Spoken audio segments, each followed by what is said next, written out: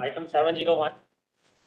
But before my learned senior starts, there is a small request. So regarding the scope of the reference, as your lordships, my lord, have now broadly, my lord, seen the papers. My lord, the reference is whether Article 30, Sub-Article 1, the expression used, establish and administer, is disjunctive or otherwise. Where, my lord, Aziz Pasha will have to be, my lord, addressed. But the written submissions which all of us have received from the petitioner is as if Aziz Pasha is being reconsidered, as if this bench is sitting as an appellate bench. My lord, I have, my lord, in my written submissions, My lord, narrated. Only a minute, if I the can. capacity of the solicitor to interrupt and take the stage is legendary. Let us begin, and he will answer, and we will answer him. This is not on, my lord. This is simply not on. If he has raised certain questions, we will answer them. Let Dr. Dhawan open, because once in about 20 minutes, we'll know what the ambit of his submissions is going to be. Then we will see as the matter progresses. Let Dr. Dhawan open. Let Dr. Dhawan open. Let us begin, my lord. Our request, and we have decided to be, my lord, decent, and we will be decent.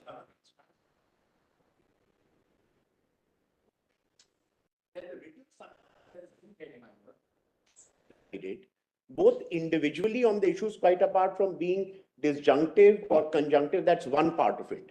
But on the individual issues under Article 30, whether Aligarh Muslim University was administered or, let's read and as or established, on both those issues, the court ruled to say that it is neither administered by minorities or established by minorities. That correctness of the finding has never been referred. Has ever been referred. That's all that we wanted to point out. That will be your submission. That will be your submission in this. Yes, that's all. My lord, whether this reference is sustainable is an argument I'm going to make. Because in fact, Because one curiosity. premise that these. What is this, my lord? I've never seen this in the Supreme Court. Mr. Guru, we are now a bench of 7. We are a bench of 7. Let Dr. Dhawan open his argument. As the matter progresses, we'll understand what is the scope of the controversy, and then we will decide where. This is simply unfair. Yes, Dr. Dhawan, we'll No, start. in fact, it is fair. We know No, that please, what is the Please, one person goes on air, Masha, the other person says the reference is not maintainable. We will address these issues. You won't be able to. You answer. Let us leave You it. answer, and we will answer you. My only request, my lord, is this. Yes. There is a certain slack we might require in your lordship's timing. We appreciate, my lord, that this is the busiest court in the world. You are overwhelmed in a way in which no court in the world is overwhelmed, whether it's 136 or whatever it is. The time that your lordship can give, Lord, is very important. And I would just say that in the light of what has been said, our reply is important. In the 370 case, our reply was curtailed, my lord. If required, your lordship may give us time. That's my respectful submission. My lord, I remember G.L. Sanghi was asked to curtail his arguments. Krishna Iyer rang him up in the evening and said, your item is number 1, please continue. These are, my lord, traditions, and I know that the Chief Justice, and I've commended it, is so patient in listening to arguments. It is admirable. Thank you. Don't worry about the fact. Ultimately, our conscience has to be satisfied that we have heard both sides fully. Right, and our reply. The reason why we set down time limits is because then people have a broad indication. Lord, I understand. There's no I understand repetition the by need for time limit, my lord. Yes. Your lordships are overwhelmed. Now, my lord, let me begin by saying about the reference.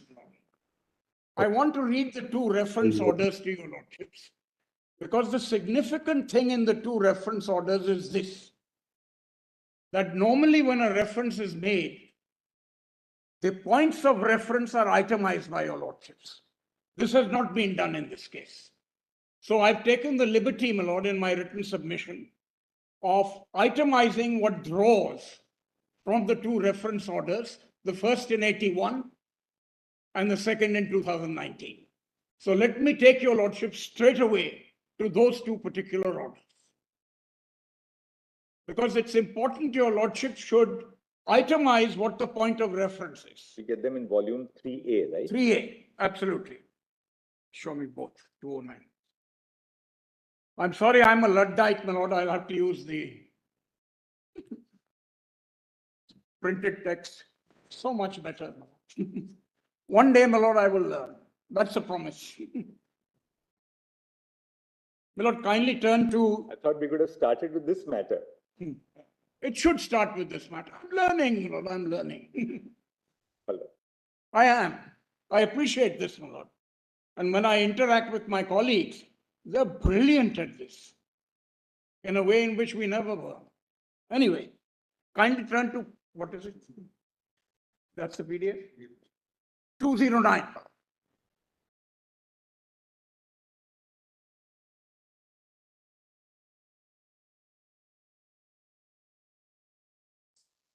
Lord, this was what said by a bench presided over by Justice Fazal Ali. It says, after hearing the parties, we are clearly of this opinion that this case involves two substantial questions regarding the interpretation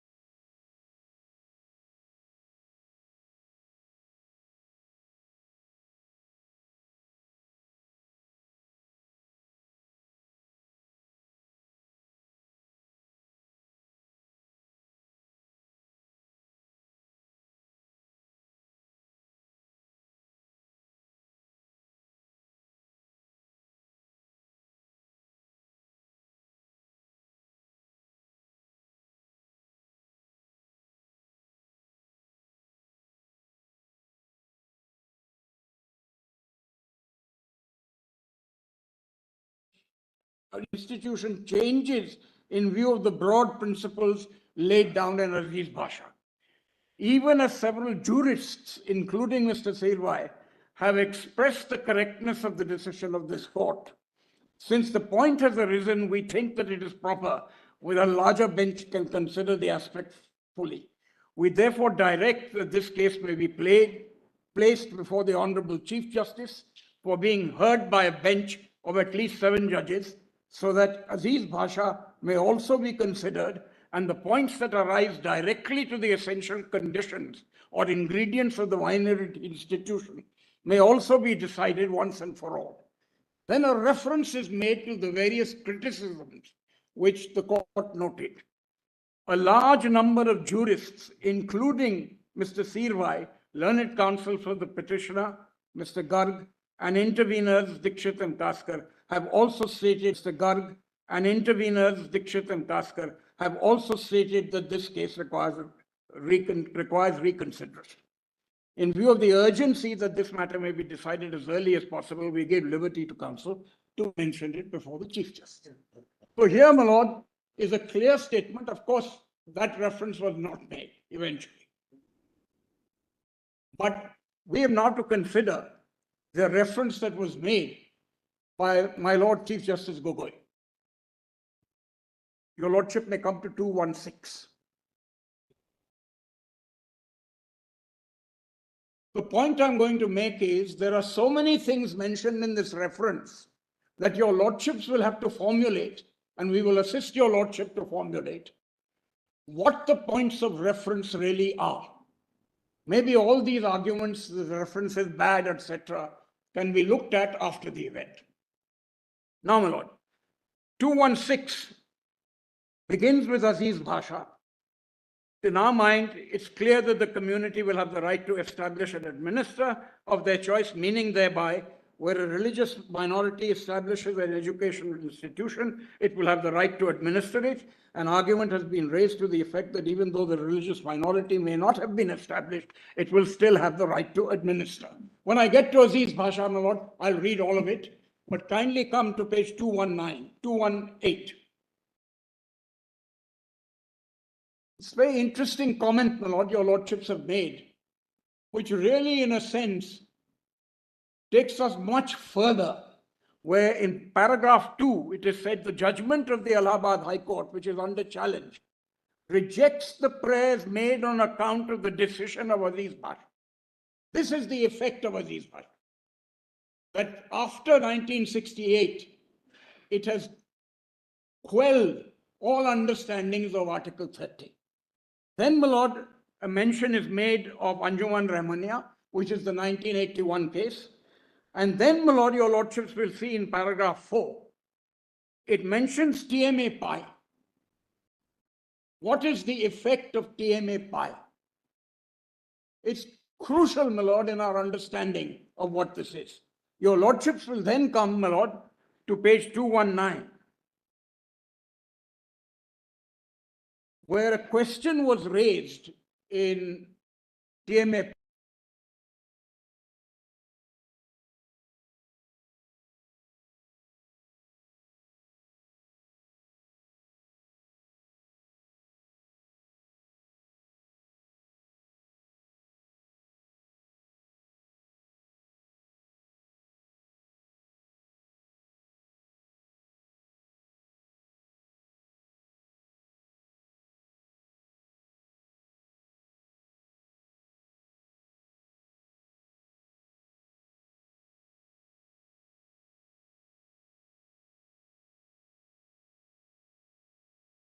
Now, Yashpal, my lord, looking at the UGC Act, which Aziz Bhasha refers to, but nevertheless, it does. UGC Act, my lord. Now, my lord, what do we do with Yashpal?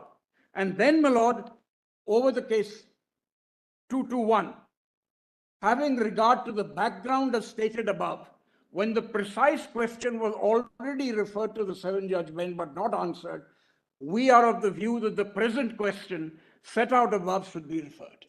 Now, what is to be taken into account, my lord? TMA Pi is to be taken into account. Yashpal is to be taken into account. Yashpal, my lord, says that when you want to establish a university, it has to be done by statute. This is section 23 of the UGC Act as well. Now, the point would be, it means that wherever there is the establishment by statute, you are not entitled to be a minority institution. This will affect a large number of institutions, my lord, in this country. Your lordship is a chancellor, my lord, I want to stress that point because I don't think Aziz Bhasha has understood how universities are administered. Now, my lord, what do we do with the reference?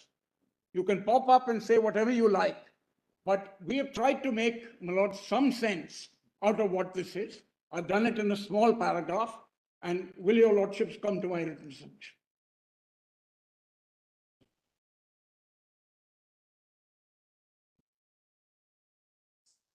Lord, my learned friend says that in 220, Aziz Bhasha has to be reconsidered is mentioned twice. This is there, my lord, in the reference. But unfortunately, that bench did not delineate what the questions are, which normally, my lord, happens. Now come to my written submission.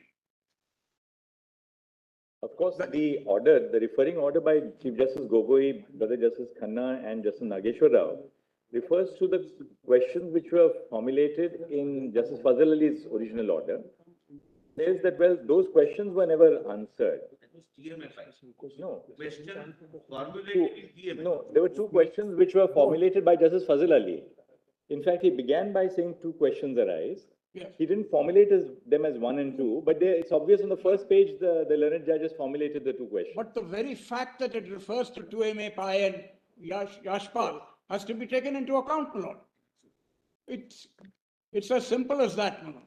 Now, my lord, These finally, questions were formulated by Justice Fazal Ali's referring. to some extent, my lord. to some extent. But this court looked at the later decisions of this court. And the later developments which have That's taken right. place as well. Now, my lord, kindly come to my written submission. This is volume 1A. Because you have the 2004 Act which comes in, then Yashpal is there. That's right, And then TMA Pi tells us how do you define a minority? It doesn't That's tell, TMA Pi doesn't deal with establish and administer, but it certainly has some bearing on the issue because it does. Of course, and its consequences. Because your lordships are always concerned with the consequences of an interpretation. Kindly come, my lord, to my written submission. That would be volume The 1A. 1.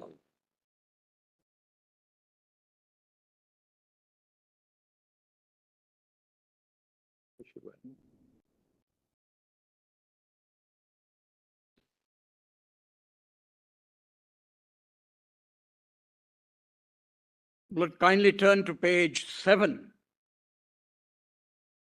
where I've summarized, I'm sorry.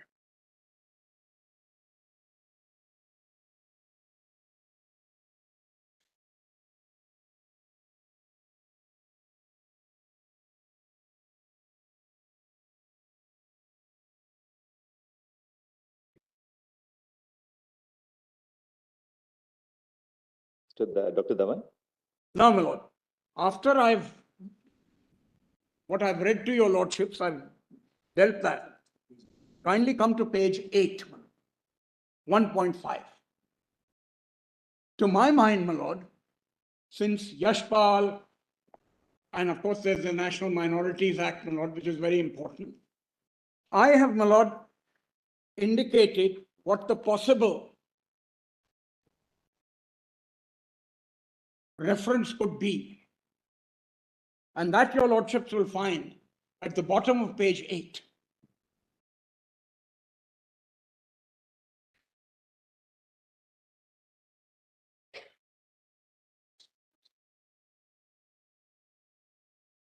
May I read it, my lord?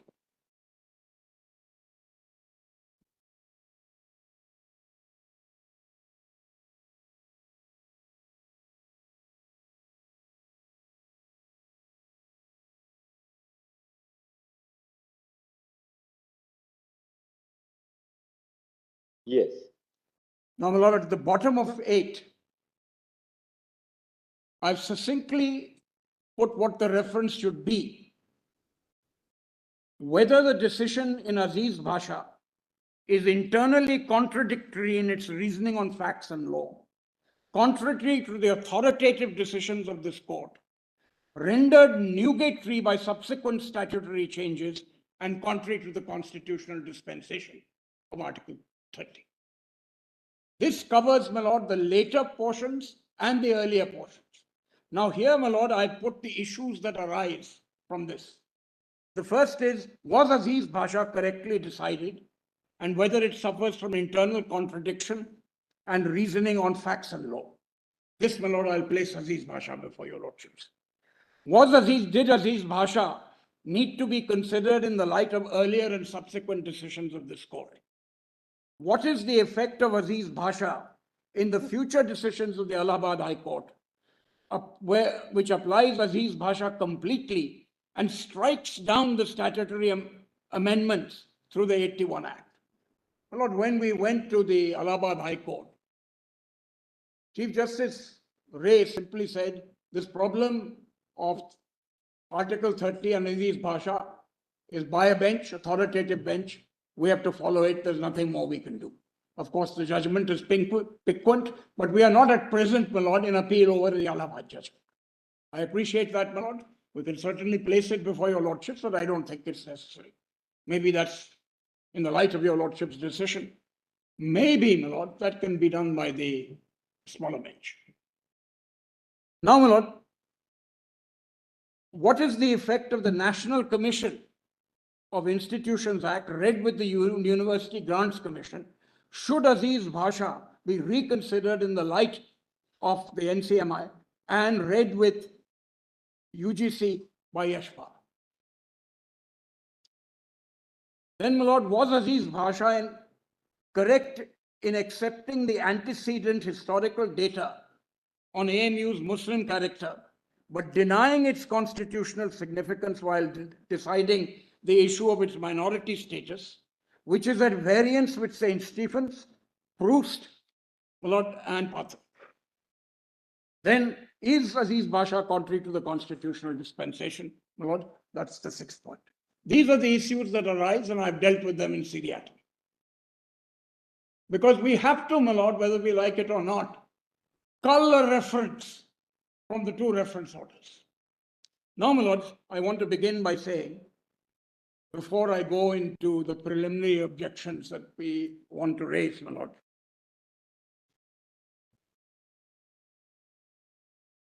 Lord, I think your lordship will bear in mind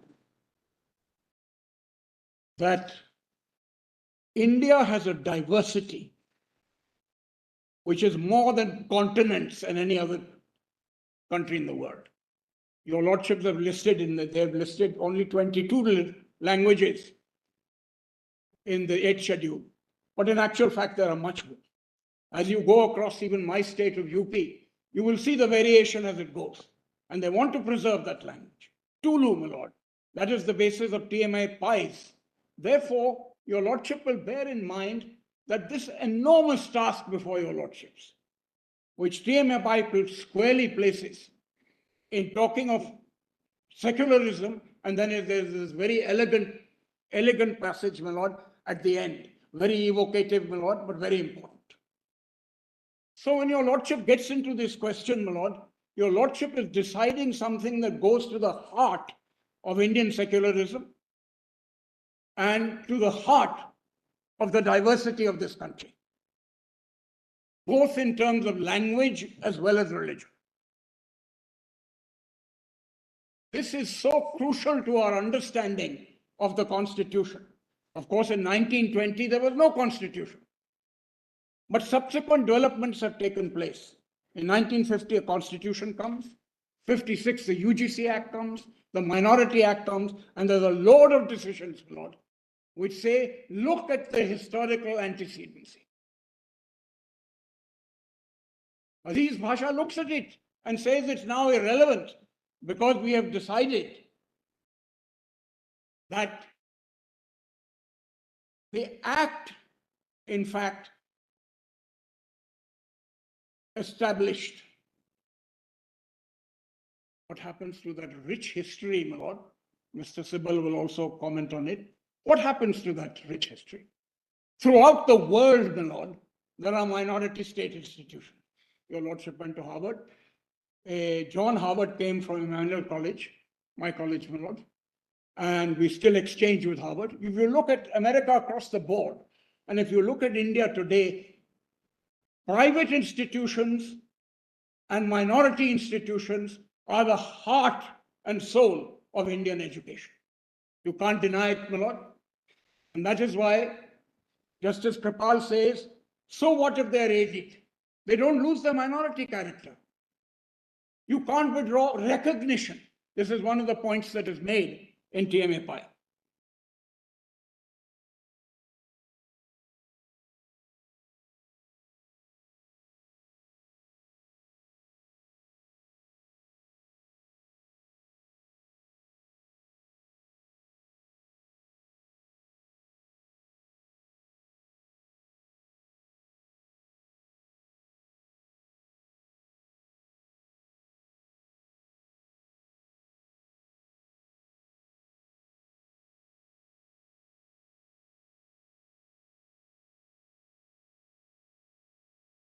To its pleadings and affidavits in the present litigation in the absence of any change in circumstance or new material. The Union of India, my lord, has always defended the statute. In Aziz Basha, they defended the 1951 and 65 Act. And when we were in Allahabad and before this court, when your lordship gave a stay order, the Union of India took the view that Aziz Basha was wrongly decided. The history should have been taken into account.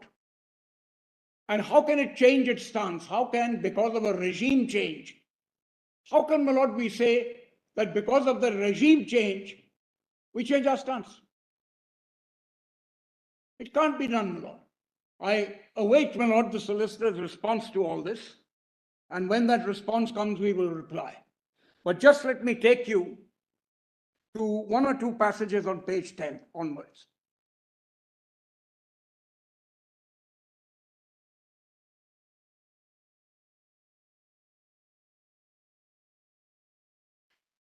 What the Union of India does, my lord, in 2.2, in view of the foregoing paras in general and particularly in view of the judgment of the Supreme Court in Aziz Basha, the Union of India has decided to withdraw its earlier stance taken by the government to support the minority institutions status of Aligarh Muslim University. The SLP filed in the Supreme Court in 2006 in support of the minority status of ANU may accordingly be treated as withdrawn. Now, of course, your lordship has to give permission for this. That hasn't happened. We've responded to this as well. Then, my lord, your lordships will see, I've said the Union of India's volte-facing. We have taken, my lord, the petitions have been opposed by the Union of India, and its main contention is that the Aligarh University, established in 1920 by the AMU Act, and that this establishment was not by the Muslim minority, but the government of India by virtue of a statute, the 20 Act, and therefore the Muslim minority could not claim any fundamental right to administer. So if you're not established, the question of administration doesn't apply. Sorry? Yes, my lord, in Aziz Bhasha, they defended the statutes. Now there is a change of regime. Till 2005, they take the view that this is right.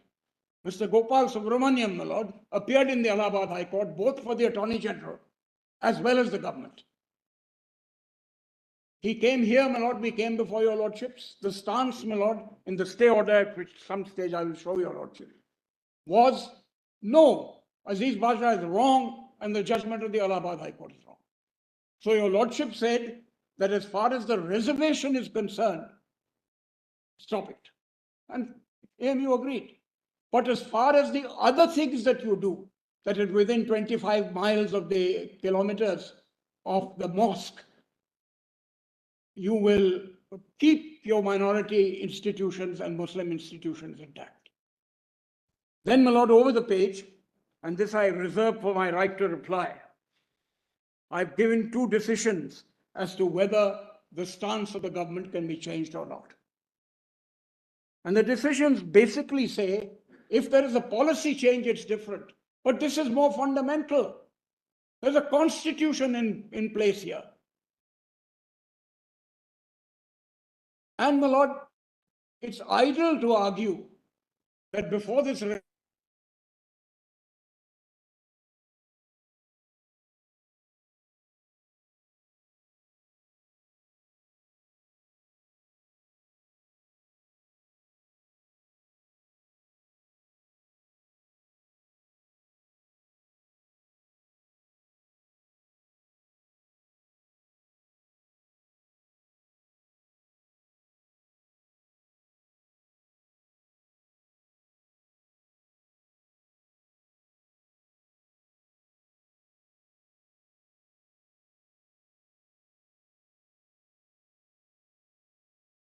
that took place. Now, there is some discomfiture in the select committee, which Justice Vanchu, my lord, points out. But the select committee majority takes an entirely different view. So, my lord, our view is that the Union of India stance is a defiance of the Parliament's recognition in 1981 that AMU is indeed a minority institution. It's contrary to the pleadings and submissions made before the Allahabad High Court and this honorable court. Now, my lord, I needn't remind your lordship of SANJIV Coke, which says that mere affidavits, my lord, will not solve the problem. Then, my lord, I sum up in 2.12. It is the duty bound to defend and follow the will of Parliament expressed to the 1981. The Union of India is not going to defend it, having defended it. Then, my lord, it failed to file a justifiable ground for reversing their consistent stand since 1981 at the governmental level and before the Honorable Court and the Allahabad High Court. In these very proceedings, its failure to state that any new material or legal developments to justify this stance is arbitrary, reasonable, and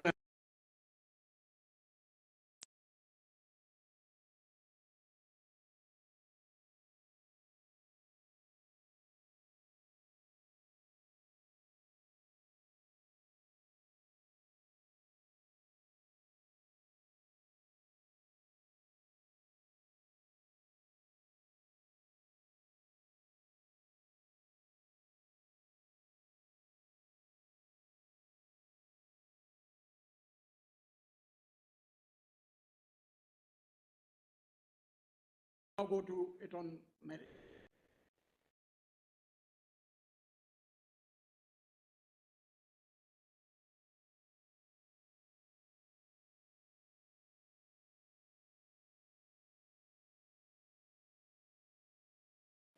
Starting with Aziz Basha.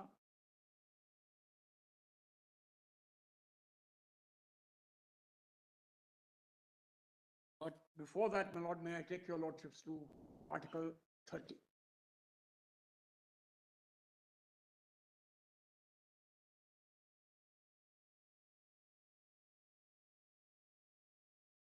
Constitution. My lord, the heart and soul of secularism as far as minorities is concerned. Minority protection started in 1909 when reservation was made, 1919, 1935, and of course our constitution. Now we'll have a look at the importance of Article 25 to 30. This is the crux of the understanding of what has to be done in this multi-diverse country. Because take away the diversity, there are all kinds of assimilations that are at present taking place, my lord, in our country. But take away this particular aspect and the entire color of our constitution and governance changes. Now, my lord, kindly come to 25.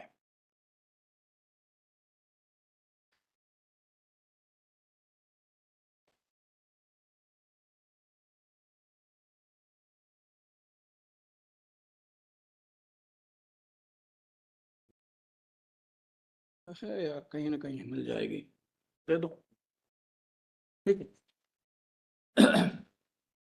Now, my lord, 25 and 26 are important.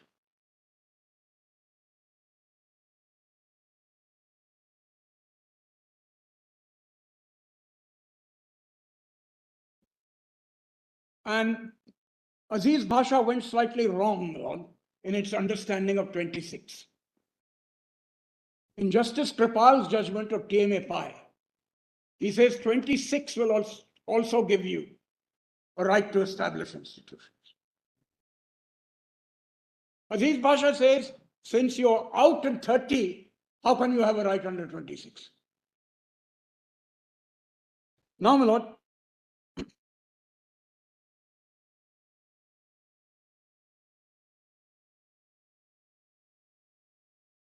there are two concepts of secularism, my lord, in our constitution.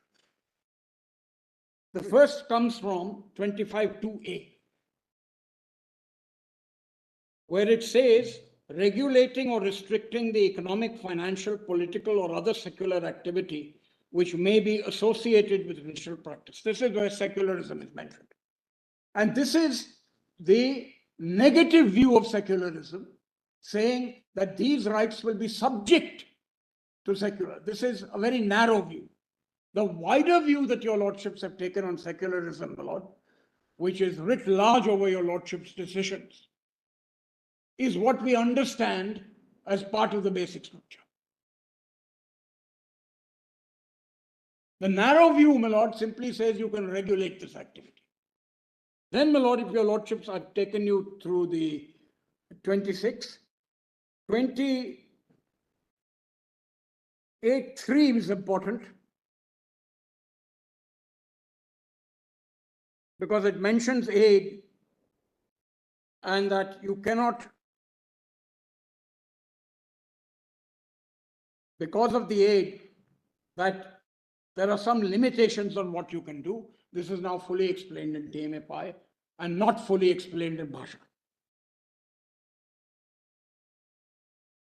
Now, my lords, kindly come to Article 30. I'm not going into the controversies, my lord, of 29 and 30, that 29(1) is a limitation on 30. All that has been decided. It's not. Now come to 1A, we needn't bother about that, my lord. But the main provision of 30, all minorities, whether based on religion or language, this is the diversity provision,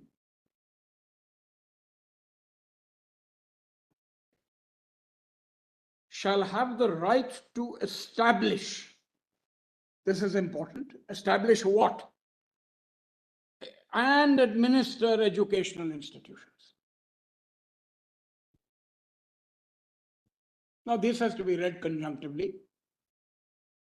I have no doubt about that. But one point that your lordship should notice is this. What is a minority is something anterior to this. Established and administer are the rights that flow from the recognition of a minority. It's very important, my lord, that your lordship should settle this. Now, my lord, what is it that makes a minority? In my view, my lord, there are three questions. Firstly, the question of origin. Did the origin come from, and where mother provincial effectively is in contrast? I'm sorry, one gets a little excited. Mother provincial says it does not matter even if a single financier comes in para 8, which I'll deal with. That's enough. All this Aziz Bhasha business of not ignoring the antecedency, my lord, is wiped out. The second question, my lord, is the question of nexus, where mother provincial and other decisions take the view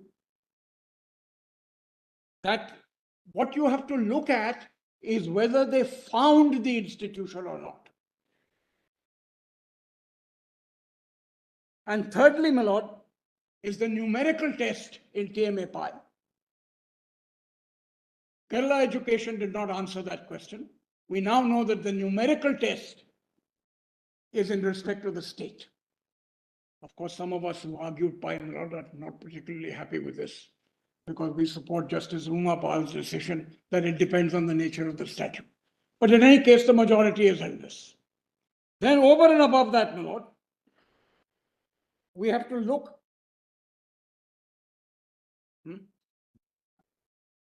at the intention, my lord, of the statute in question. What Aziz Bhasha does, my lord, and I'll take your lordship to the statute, it ignores the purpose of the statute.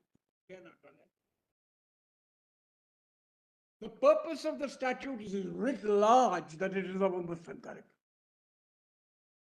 Whereas it goes into the question of establish and administer, it ignores the purpose altogether.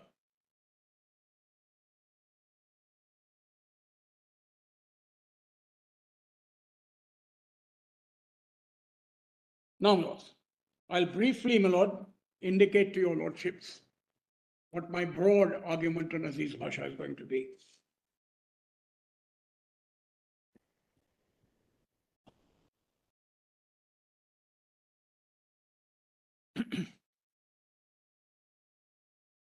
My lord, Aziz Bhasha is, I'm sorry.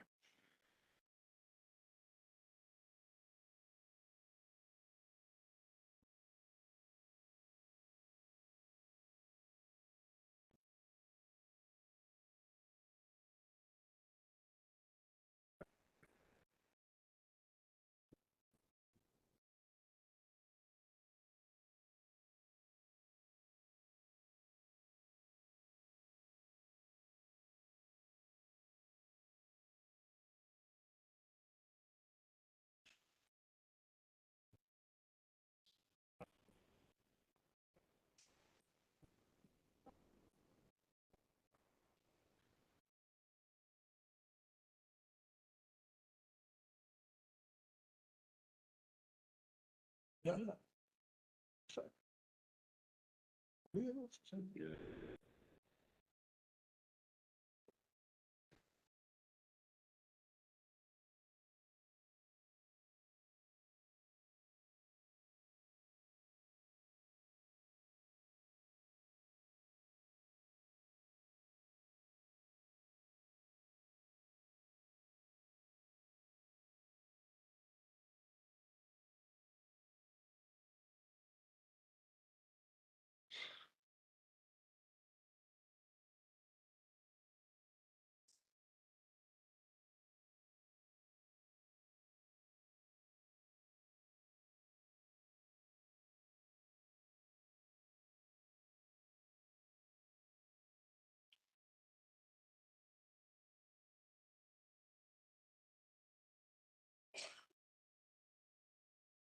Lord, it is always the wish of arguing counsel to know what your lordships were whispering about. Nothing about to some diversion. In a way connected with the matter. Of course, I realize. Even more so, my lord, even more so. One thing that I didn't, my lord, emphasize in Article 30 is the words "of their choice."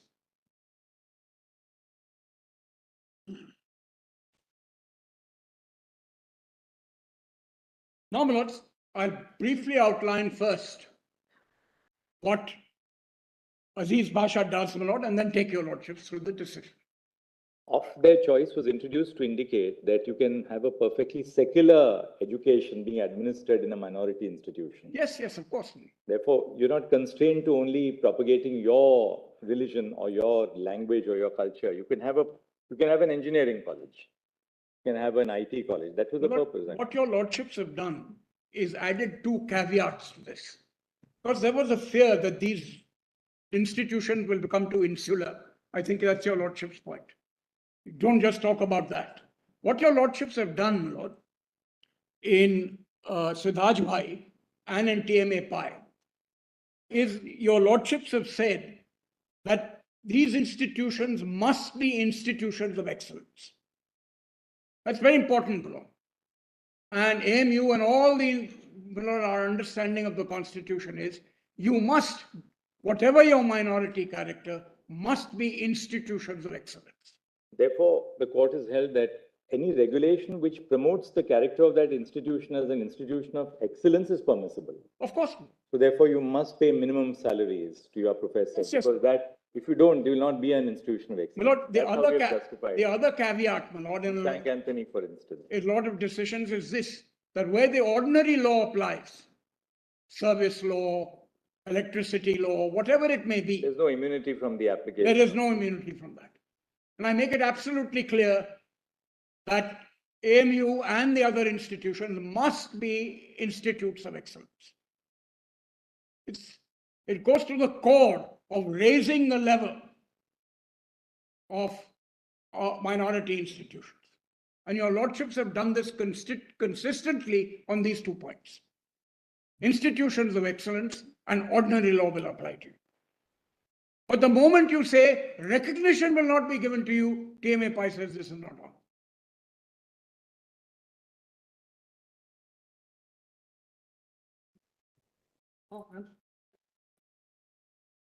Funding, affiliation, my lord, all that will be impediments. I must say, my lord, that in accreditation, AMU has been given A1, A+ in its excellence. Now, my lord, my first point about Aziz Basha is this. Aziz Basha says universities can be a minority.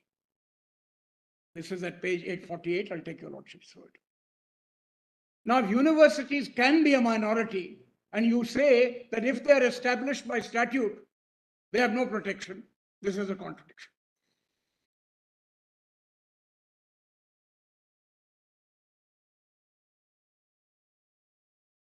Because now, my lord, as ever, universities can be established in only 2 ways. Royal Charter, which doesn't apply, applies to high courts but nobody else. And, my lord, statute. Section 23 of the UGC Act, which is noted by Aziz Basha, says it must be by statute. At the same time, it takes the view that if you are statutorily established, then you are established by the statute and not your antecedents.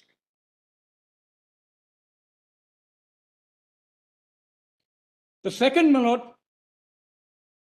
is Aziz Basha, my lord, recognizes the background and antecedents role that the MAO College made in building this institution. This it does at page 849. I'll show to your lordships. And it is said, my lord, it is clearly Muslim. The third point that I want to raise before your lordships, because I want to take your lordships to the Act of 1920 and, of course, the Act of 81. It ignores completely the purposes of the Act. So all the provisions that actually deal with its Muslim character are totally and completely ignored. Now, my lord, there is one thing, and your lordships will appreciate that. Aziz Bhasha, my lord, does not wholly understand how universities are run. It mentions the Governor General, it mentions the Rector. Universities, my lord, have a dual system. Firstly, and your lordships will appreciate this as Chancellor, and this is that you will supervise if necessary, you will inquire. All that is written, my lord, for example, in section 7 of the Bangalore. It's there in NUJS, it is there in SANJIV. So one aspect, my lord, is the external institutions that are kind of suo motu ombudsman. The second part is the statute itself and the institutions of the minority. The emphasis in Aziz Bhasha that the rector has this enormous power, my lord, is unfounded. In all universities, the rector later became the visitor.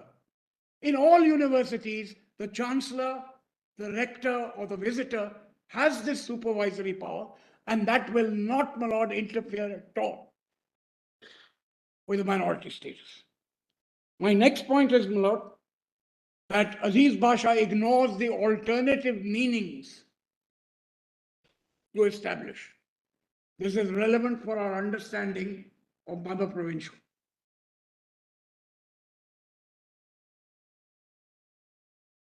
It also understands but misunderstands the importance of recognition. It says recognition, why is that? That takes everything away and you become really nothing more than an institution of government. These are the broad arguments, my lord. Because Aziz Bhasha takes a very narrow view of Article 30. Now, my lord, may I take your lordship to Aziz Bhasha?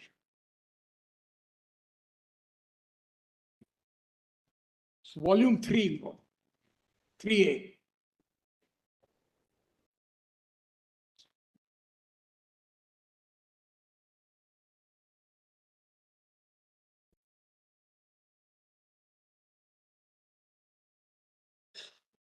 Will your lordship turn to 3A?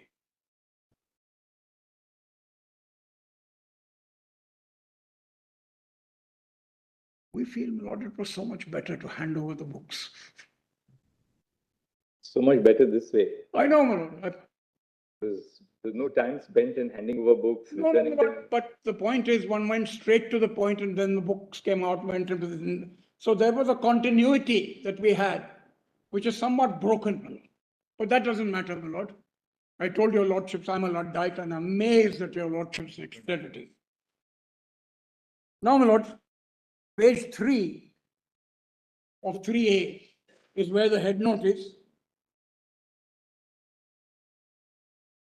From the head note itself, which I won't read out, but I'll read from the judgment. It goes into the antecedent history and says it's very important, and then ignores it because the 1920 Act is there. But let me take your lordships, my lord, to the judgment itself.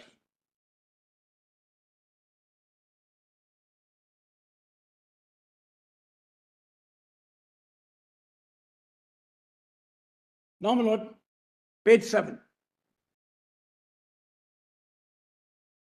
The Union of India's stance, my lord, was that it's not a minority institution, but also it defended the statutes of 1951 and 65, which were before the court. Now, my lord, there have been further developments. We have the 1981 Act. How can you now say the 1981 Act, I mean, I can understand that the Allahabad High Court knocked down 3 provisions of the AMU Act because they said it was a usurpation of the judicial power. Now, my lord, the Chief Justice has dealt with this and Pavitra too. I won't go into greater detail about it. No? Did the 81 Act change the basis, or was it a usurpation of judicial power? in knocking down the preamble in 2 sections, which I'll show to your lordships. In actual fact, they said it's a usurpation of judicial power and it's non-est. Now, my lord, kindly come to page 8. Here is the history of the establishment, and it says it's necessary to understand it. I'll give your lordships a fuller account. I won't take your lordships through it. Now, 1870, Syed Ahmad Khan says the Muslim community is neglected. Then, there's a whole list of negotiations, which I'll show to your lordships. He wanted liberal education to Muslims. Then he says, in 1872, the MAO was established. And then, my lord, in sequence of activities, a school was opened. Then Lord Lytton laid the foundation stone. The MAO College was established thereafter, and it is a flourishing institution by the time of Syed Ahmad Khan. Then, my lord, at the bottom of that page, and your lordship has to see that, long negotiations took place. That's the last 3 lines on that page. Between the association and the government of India, which eventually resulted in the establishment of the Aligarh. Now that is the antecedent history. We have to review it in the light of my Lord St. Stephen's. The antecedent history is important because your lordships will see that even St. Stephen's was in fact a constituent college under a statute. All our deemed universities are actually, as Mr. Dwivedi pointed out to the court in Yashpal, are and under a statute. If Aziz Basha is taken at its limits, it could destroy the entire system. Now, my lords, it is mentioned that before a large sum of money was collected by the university, as the government of India made it a condition that rupees 30 lakhs must be collected for the university before it could be established. Further, it seems that the existing MAO college was made the basis of the 1920 Act for the administration of the university, along with the properties and funds attached to the college, the major part of which was contributed by Muslims. This is the antecedent history, and Justice Vancho recognizes this. But he says, I'm sorry, the 1920 Act, they'll go by the establishment, and that's the end of it. Then, my lord, the preamble says it is expedient to establish and incorporate a teaching and residential Muslim university and to dissolve the societies under the Society Registration Act, which are known as MAO. Aligarh and Muslim University transferred to vest in the university all the properties and rights of the said societies and the Muslim Universities Foundation. Now, this is important, my lord, because a continuity was established between the pre-1920 Act and the 1920 Act. This continuity is fundamental to our understanding. Justice Vancho realizes this, but then ignores it. Now, my lord, kindly come to section 3.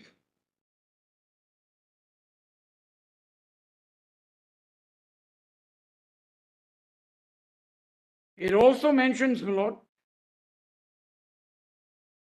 opposite place H, that section 4 dissolved the MAO College and Muslim University Association and all the property, movable, immovable, and all rights and powers of the privilege were, my lord, were transferred to Aligarh. This is the continuity in section 4. How can you ignore it? MAO has now been transformed by section 4.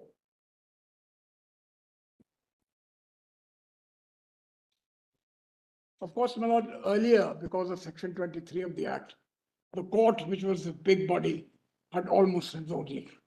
That was amended in 1951. Now, my lord, over the page.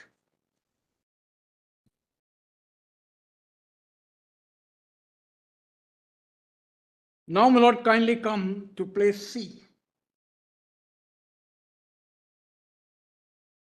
These provisions will show that the three previous bodies legally came to an end and everything that they possessed of was vested in the university by the 1920 Act.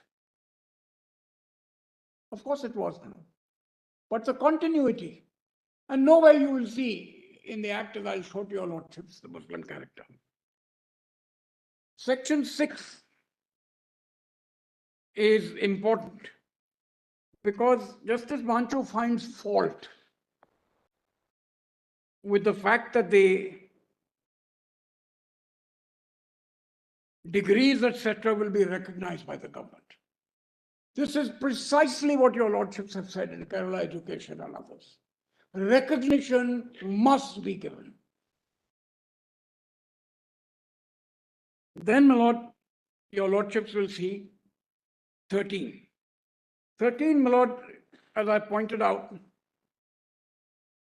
is a misunderstanding of university education. Because university education, my lord, is based on two templates. The external template,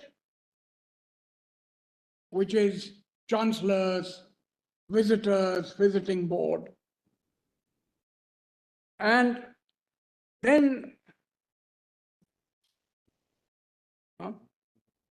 it is provided that the governor shall be the Lord Rector. This becomes visitor later on. And then it mentions at the bottom of the page that the Lord Rector shall give notice to the university of its intention to cause an inquiry. You said university education is based on two templates. One was the external. And the internal. And the internal would be the internal management of the university? How would you define it? Be, my lord, how the university runs. This template is important. And I might mention, since your lordship, Lord, is a chancellor of these universities, look at section 7 of the Bangalore Act and the Calcutta Act. They're similar.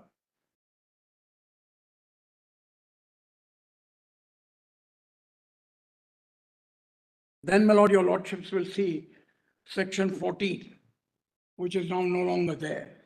But the important point, my lord, is at E. I'm sorry, my lord, my learned friends want me to read C.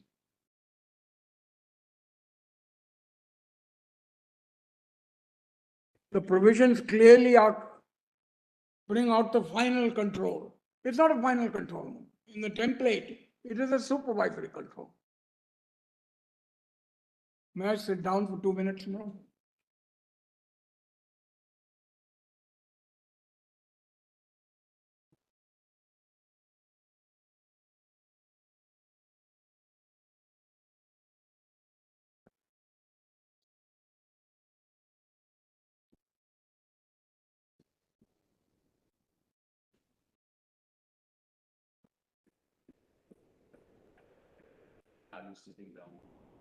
You, Mr. Dr. Dhawan, there's no difficulty. You don't have to stand and argue. I noticed that Mr. Parasaran, your lordship, said he could sit down. I know, I remember that. And he said no.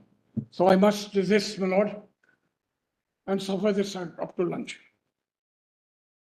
You can sit down, doesn't matter. Dr. Dhawan, this is because of your lower back issue. Please sit down and please sit and argue. That's perfectly fine. It might aggravaate. Yes, kinds argue. Out of concern, I'm saying. And you can move the podium aside. You can move the podium aside and you can have a seat and Mr. Parasaran didn't have the back problem. You you can. can come on the side and Thank you.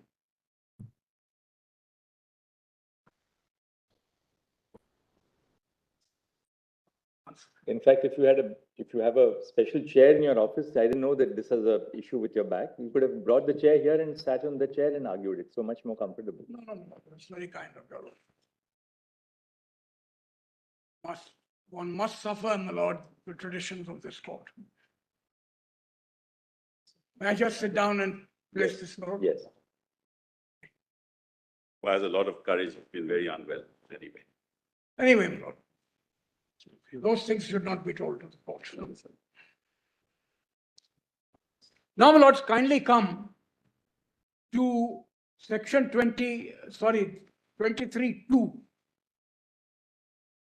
The Supreme Court, the supreme governing body, would exercise all the powers provided by the 1920 Act. That's page 12, Placidum C. This is the distinction between external and internal. It's a misunderstanding of how universities are run. Sir Ashutosh was Chancellor, my lord, of Calcutta, and he took a very prominent view, my lord, in developing Calcutta institutions at the Calcutta University. Now, my lords, I come to section 23, my lord, your lordships will say, see that in the 1920 Act, only Muslims, my lord, were members of the court. The court is the supreme body.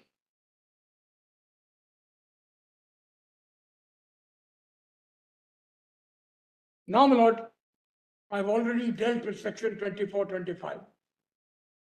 What is said, my lord, between place F and G is a little sentence. This provision clearly shows that the final power rested with the Governor General.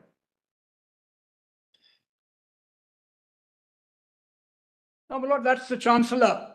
And of course, his role completely went, my lord, because he appointed only the first vice chancellors, etc. But somebody had to do it. Now, my lord, the whole import of this is at the page 13 at the bottom.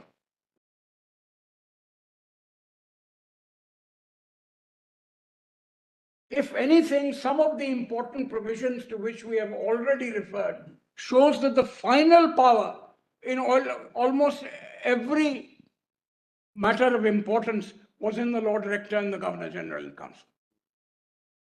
Now, my lord, this is misunderstanding the template. The Rector disappeared, my lord, and became the visitor. Do visitors have that kind of right to supervise? Very importantly so, my lord.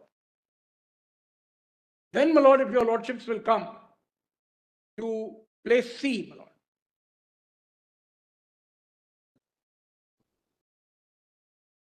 So, my lord, the internal part is mentioned in 14, but I come to place C. The annexure to the 1920 Act gave the names of foundation members of the court, numbering 120 who were all Muslims and who were to hold office for 5 years.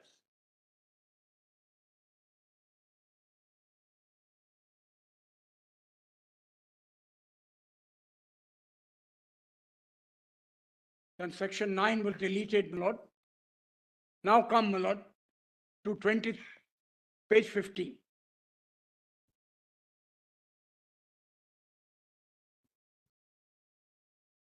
The next substantial change was made with the proviso of 23(1).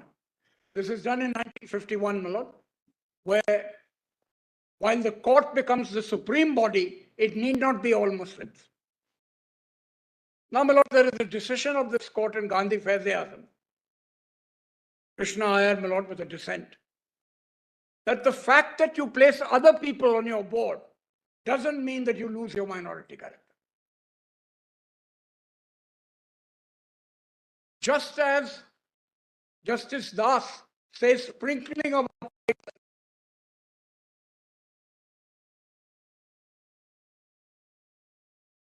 in TMFI. I'll show those, my lord, judgments as far as required. Then, my lord, if your lordships will come at 16, place F.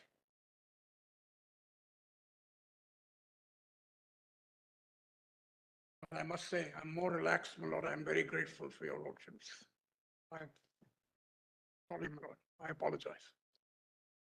Now, my lords, kindly come to F. We shall proceed, that's the third line, just opposite L, on the assumption that the present petitions that Muslims are a minority based on religion. Had he looked at the entire act, my lord, he would have realized what the purpose of the act. Now, my lord, if your lordships will come over the page, we come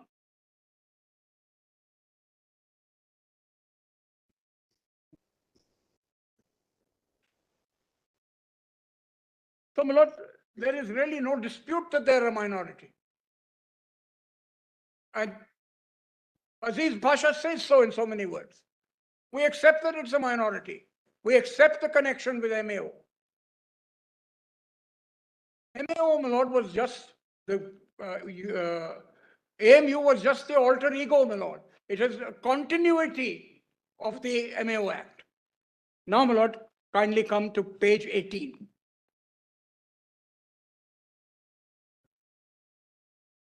Page 16 and 17, they say that words establish and administer must be read conjunctively. I'm coming to that. Of course, my lord. But as I said, these are the rights that flow from Article 30. The indicia, what is a minority, numerically, historical circumstances, the nexus which St. Stephen's and others see, that is the important aspect of which goes to recognizing a minority institution.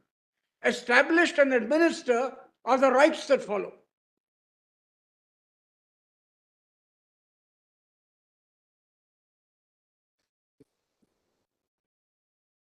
So now, my lord, 17, your lordships will see at A.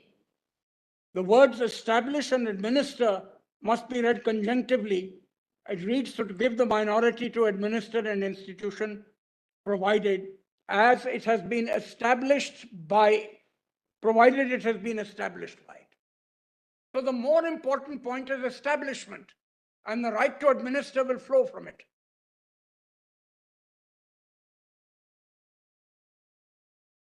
That's important, my lord, because Justice Pancho recognizes, but where does AMU, where does it get knocked out? On the first stage. You were established by statute.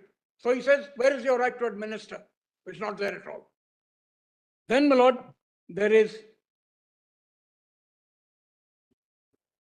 now this, my lord, is all conjunctive and this, I won't go into that. Now, my lord, the three questions on the top of 18 in Aziz Bhasha was whether it was established by the minority, first question, whether the right to administer ever vested in the minority, and even if the right to administer properties came to be the university, the minority before the establishment of Aligarh University, whether it had surrendered, it has been surrendered when the Aligarh University came to be established. Now, my lord, there's a very interesting, at C, just top of C, that paragraph. Before we do so, we would like to say educational institutions are of a very wide import and would include university. Now, my lord, this is a contradiction. On the one hand, you say if it's established by statute, then you have not established it. And this is of far-reaching consequences. And then the UGC Act, my lord, specifically says you must do it by statute and by no other method.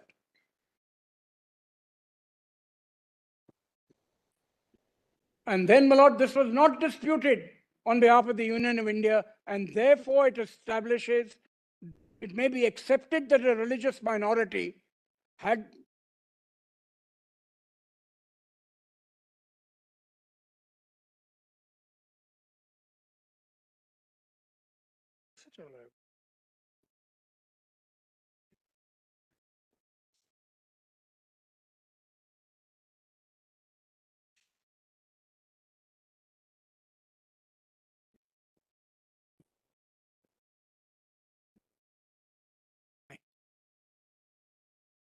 so, my lord, I'm sorry.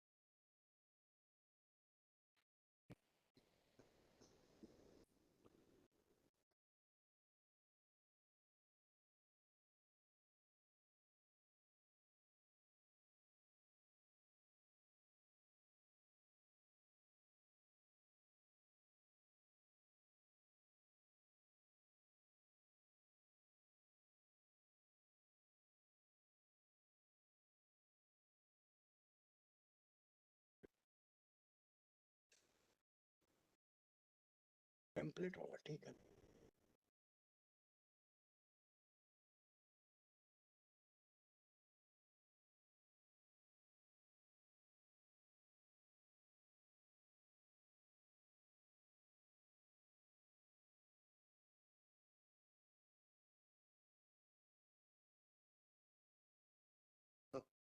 No, sorry.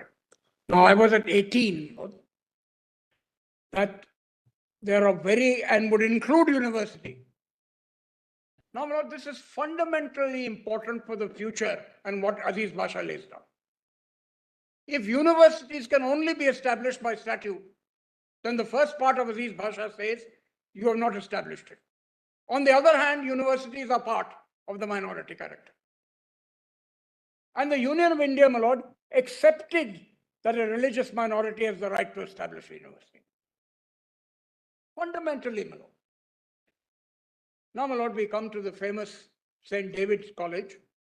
When I show seal white to your lordships, the lord, he says one line seems to have been relied upon. Now, we have looked at it carefully.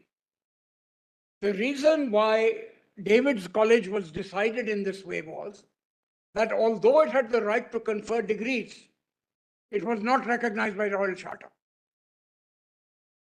So this is, my lord, the support from St. David's, which I'll show to your lordships, if required. And this has been a stinging my lord, controversy raised by various jurists. Then, my lord, kindly come to the important part of the University Grants Commission at the bottom of that page.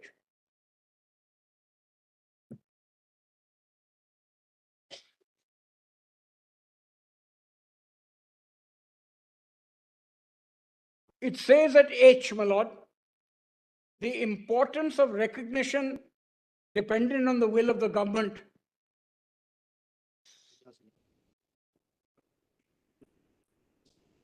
cannot be minimized. Now, my lord, all the decisions on Article 30 say that you cannot hold back recognition. So Section 6 is right. Now, my lord, at the bottom of that page, it was only in 1956 that Section 22 of the UGC lays down the right of conferring degrees shall be exercised by a university established or incorporated by and under a central act. When we were arguing Yashpal, Mr. Dwivedi made the very important point that this must be read conjunctively. That is, established and incorporated. Then, my lord, kindly come to B.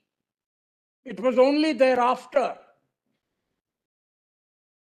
that no private individual or body could grant a degree in India. Therefore, it was possible for the Muslim minority to establish a university before the constitution came in force, though the degrees would not be recognized.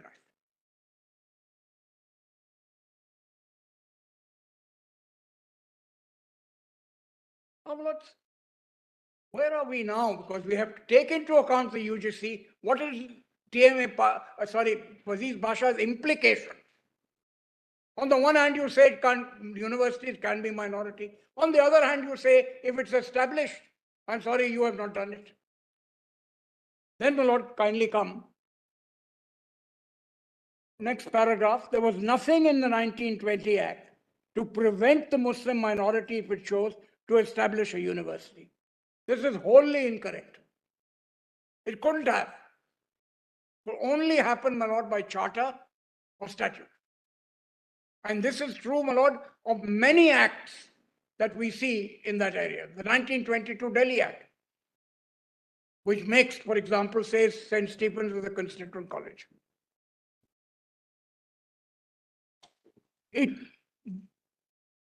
But if it did so, the degree was not bound to be recognized by the government. Well, this is now, my lord, history. You have to recognize it. Recognition cannot stand in the way of a minority character. Then, my lord, it says in the absence of recognition of the degrees, it may not have attracted students. And that is why we find the constitution came into force. Most of the universities were established by legislation. Incorrect. All the universities were established by legislation. Now, my lord, then Aligarh University was also in the same way established by legislation, provided the Section 6, the degrees, diplomas, and other distinctions granted or conferred by persons of the university shall be recognized, as are the corresponding degrees, diplomas, and other academic institutions. Then, my lord, it is clear that even though the Muslim minority could have established at Aligarh 1920 University, it could not insist that degrees granted by such university should be recognized. This is wholly, my lord, at variance with the jurisprudence of your court. Recognition and affiliation, TMA Pai says, cannot stand in the way of the minority character.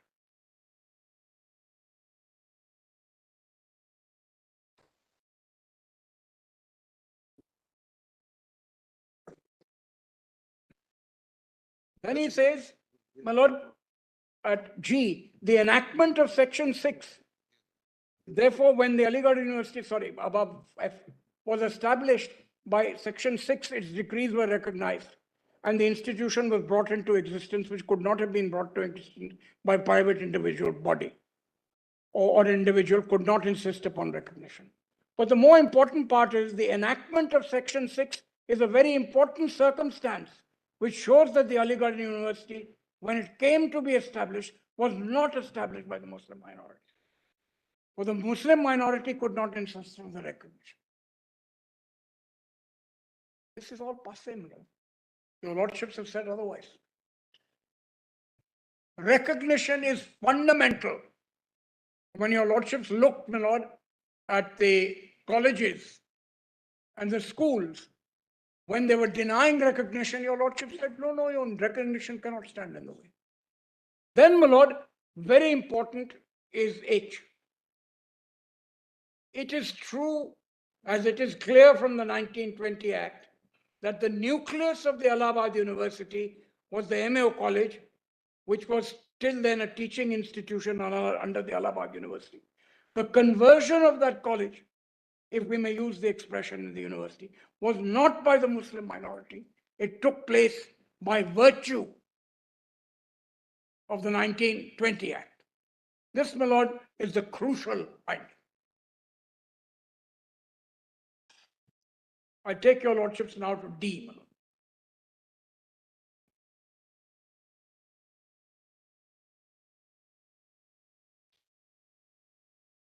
Now, my lord, at D, it may be that the 1920 Act was passed as a result of the efforts of the Muslim minority, but that does not mean that Aligarh University came into being under the 1980 Act, 20 Act, and was established by the Muslim. This is the error. All along you are saying universities can be minority institutions. And at the same time you are saying the intervention of a statute will deny you that status.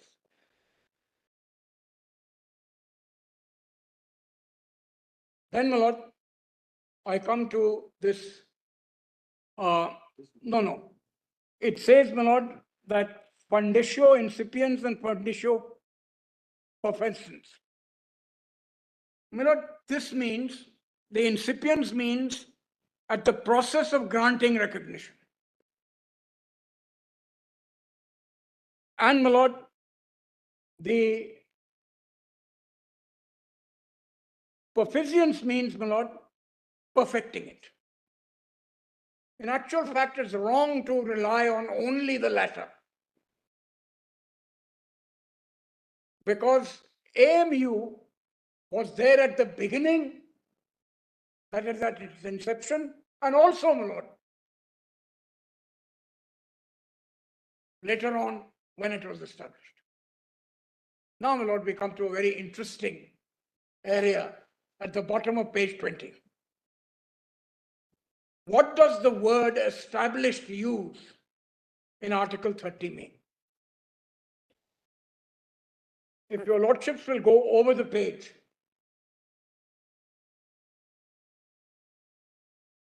it gives the different meanings of the US to settle firmly,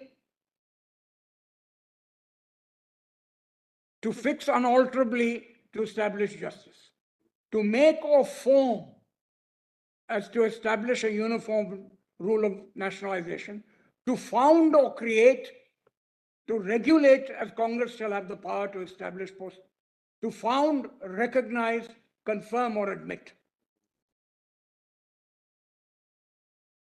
Now, my lord, it mentions the Oxford Dictionary, and it says establishment has a number of meanings: to ratify, confirm, to settle, to found, to create. The big criticism of Mr. Sirvai and others is there was a plethora of meanings that you could establish, use, but you didn't. You picked up one, which is there, my lord. We are of the opinion that the purpose of Article 31 means to bring into existence, so that the right given to the minorities to bring into existence their educational, and if they do so, to administer it. We have therefore to see what happened in 1920 and who brought the university into existence.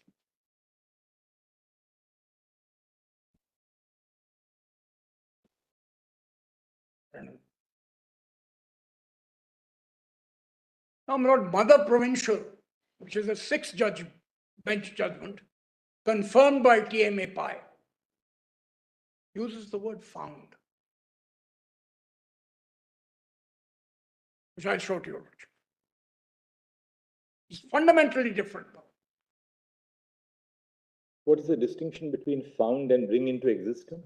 My lord, bring into existence, according to the judgment, is to incorporate, whether by charter or otherwise. Found means you take into the antecedent circumstances. And Mother Provincial at para 8 says that even if a single individual philanthropic does this, it will be found.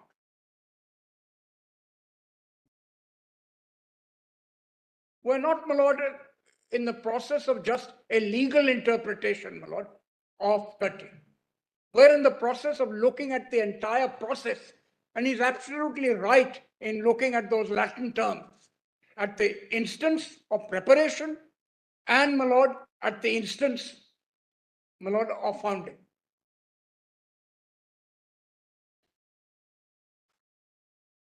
Now, my lord, kindly come to the history again at Placetum F.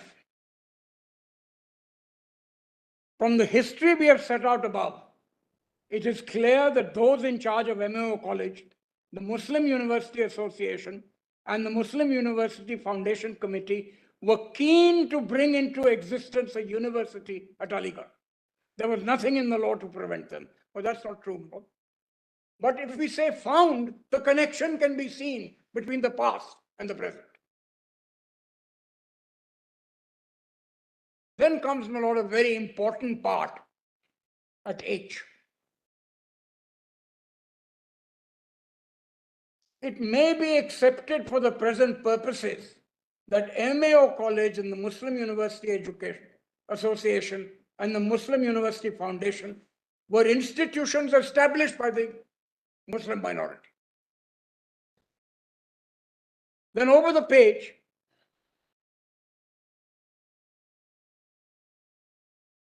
it says it was under then, my lord, but if the MAO College was to be converted into a university whose degrees were bound to be recognized by government, it would not be possible for those who were in charge of MAO College to do so.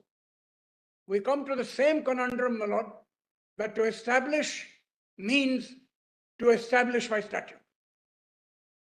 You accept everything about the minority background.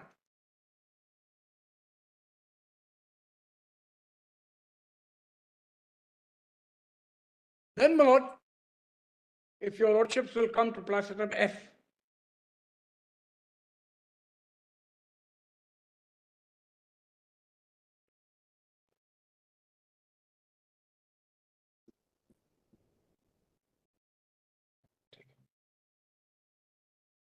So the lordships did not examine the 51 and 65 Act properly. Now, my lord, come to F. Nor do we think the provisions of this act can bear out the contention that it was the Muslim minority which was administering Aligarh University after it was brought to in existence. It is true that the proviso to 23(1) says no person other than Muslim shall be a member of the court, which was declared to be the supreme body and was to exercise all powers. We've already referred to the fact that the select committee was not happy about this provision and only permitted it in the act out of deference to the wishes of the prepondering Muslim opinion. How is the select committee, my lord, if the majority is there?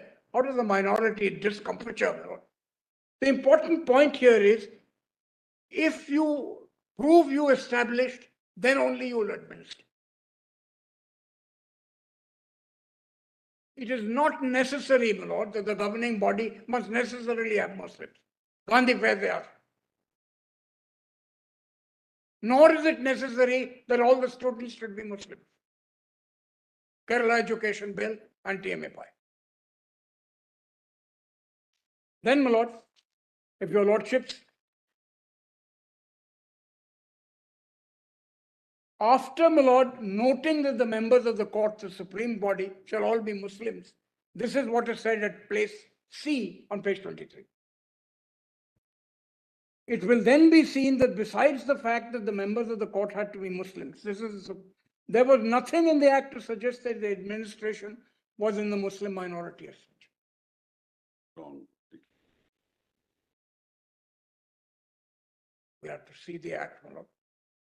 The two templates, my lord, that I have given to your lordships. The external template and the internal template. Then, my lord, if your lordships will skip all this about Article 26 and come to one part, my lord, 24F. But the right under Act 26 will only arise where the institution is established by religious denomination. It is in this event it can claim to maintain it. Now, my lord, TMAPI specifically says 26 is the right. And you say you can't prove establishment, therefore your right disappears. Then, my lord, I won't trouble your lordships with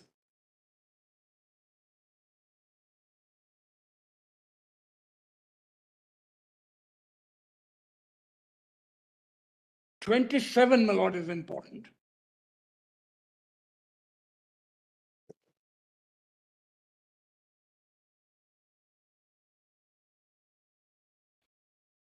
So this was an argument based on Article 19, but what is important, my lord, if we see the act, my lord, there is a transition in section 4 from MA college surrendering its rights. So, my lord, we have MAO college, all its property goes, the old students who are there have to sit the exam. This continuity, my lord, according to this judgment, is broken by the 1920 Act. And therefore we come, my lord, to place C. Therefore, when the Constitution came into force, there was no property which was held by the Muslim minority. As such, for the property vested in the corporate body, the Aligarh University. Even assuming that before 1920, the property was surrendered, which was the property of the Muslim minority, the 1920 Act put an end to their rights. What transitions take place? You have a college, it gives all its property, it gives everything. And that is the continuity, which is broken now because of the view of the 1920 Act.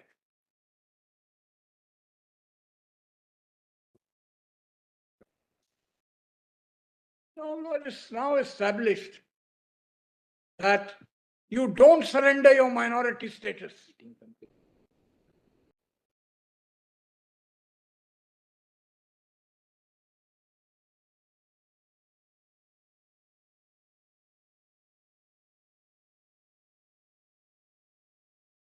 So, my lord, these are the contradictions in TMAPI. It was a Muslim minority, Muslims in Basham.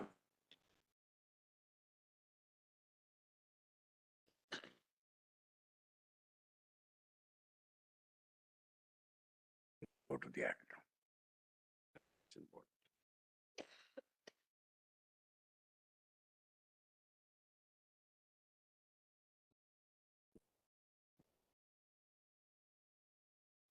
Actually, two act comes later. 1920.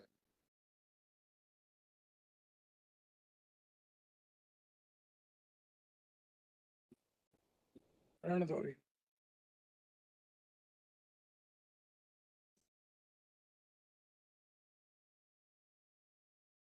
Where is my copy?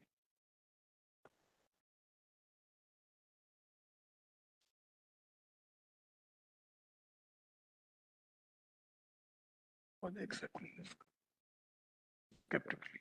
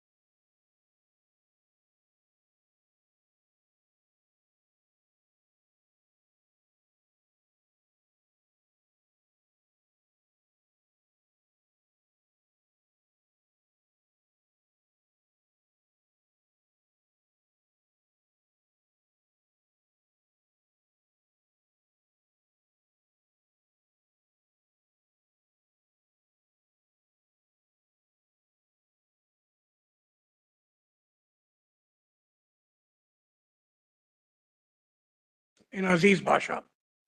On the one hand, it says a university can be a minority. On the other hand, it says if it's established by statute, it can't be.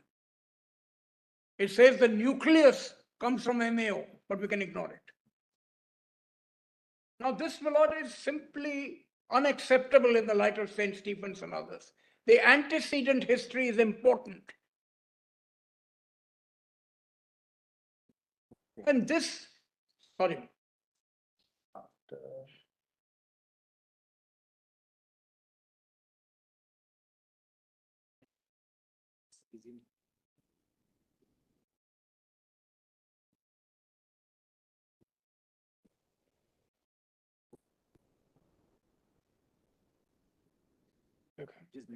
We'll come to that.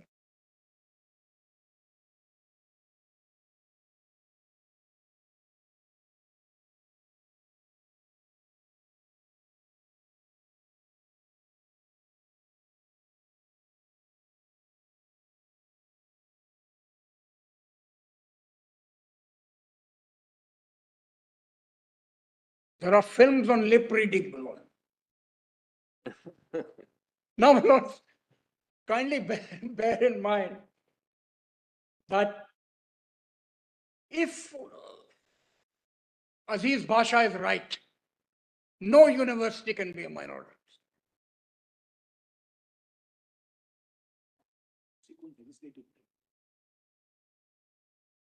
It's contrary to legislative practice, but my lord, no institution and a deemed university which has been recognized as a minority was established, in the words of Mr. Dwivedi before Yashpal, by or under the statute. All deemed universities acquire a statutory character.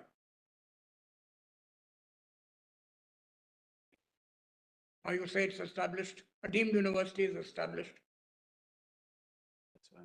by and under, my lord. This implication, my lord, is of important significance. Now let me take your lordship to the 20 Act. Volume 3G, my lord.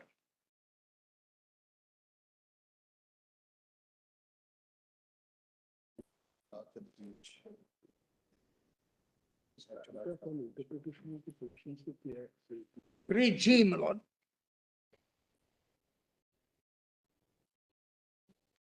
PDF 4? PDF 5. PDF 5. I've learnt a new phrase, my lord, PDF.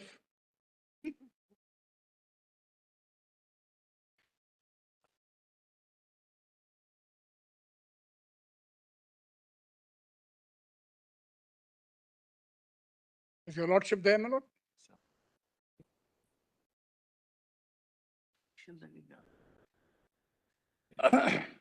First read the preamble, my lord.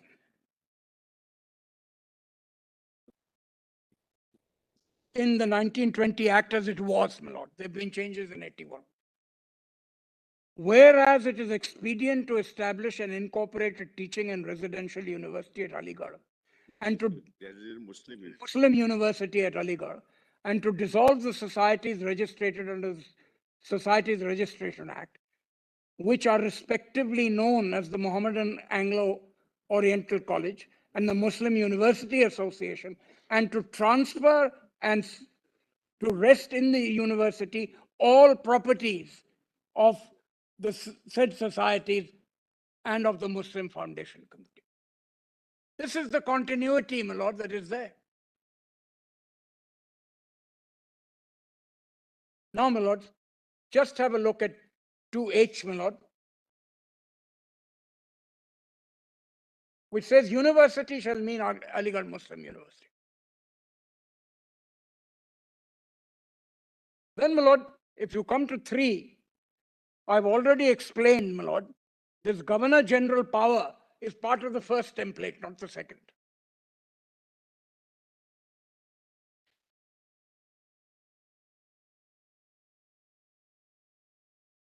Now, the continuity your lordships will see in section 4.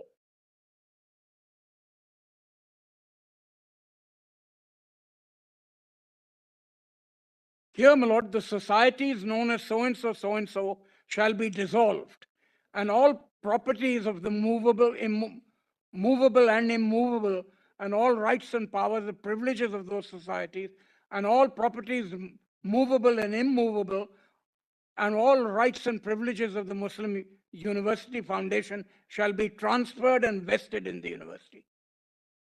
This is the continuity recognized by this act.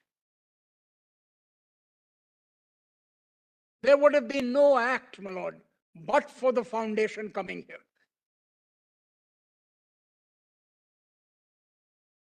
Then, my lord, all debts, liabilities, and obligations shall be transferred to the university, which is 2.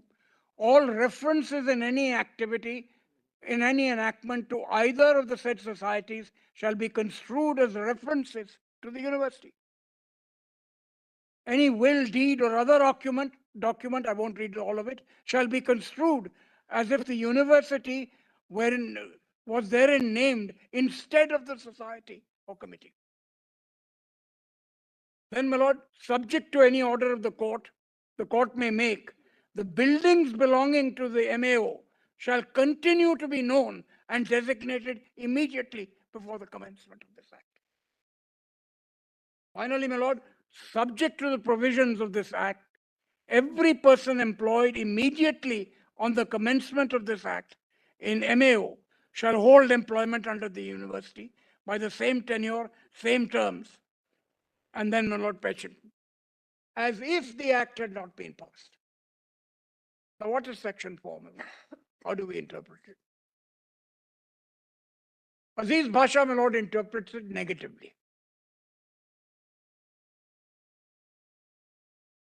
Our interpretation, my Lord, taking into mind the antecedent history, which your Lordships now accepts, has to be taken into account. St. Stephen's has a huge, my Lord, para on this. It says even the motives, my Lord, if you see it, St. Stephen's, even those motives show its character. Now, when Siddharth Shankar Ray was arguing before the Allahabad High Court, he gave 3, my Lord, volumes on the motives. I'm not going to trouble your Lordships with that one. But clearly there was an institution which in continuity became a university. Then, my Lord, 5 come to 2, my Lord. All this is ignored, my Lord. The Muslim character is ignored. 5, subclause 2, at the bottom of page 6. This is the purpose that has been ignored by Aziz Bhasha, which I mentioned when I basically, my Lords, summarized what was wrong. And your Lordships will see some of the points in the written submission, my page 14 to 25. 14 to 25. I'll quickly go through that when the time comes, my Lord. Now, my Lord, what does 2 say? To promote Oriental and Islamic studies and give instructions in Muslim theology and religion, and to impart moral and physical training. This is completely ignored. Then, my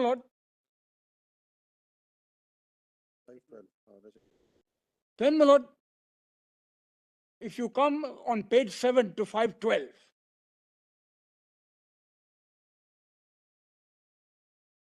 after it says to do all other things, at the bottom of that page it says Islamic learning and Muslim theology to promote the interests of the students. This is the purpose of the Act. My Lord, 7, if your Lordship comes to page 7, 12. At the bottom of 12, my Lord. I don't want to read the whole of it, my Lord, it's irrelevant. What is relevant is Islamic learning and Muslim theology.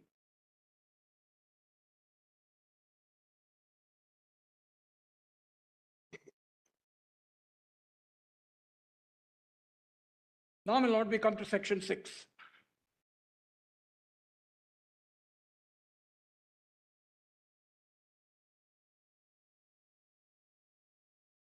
One is, my Lord, the power to grant degrees.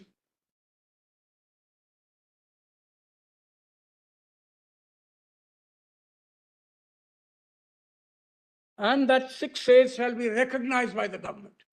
This is an absolutely correct, my Lord, interpretation of Article 30.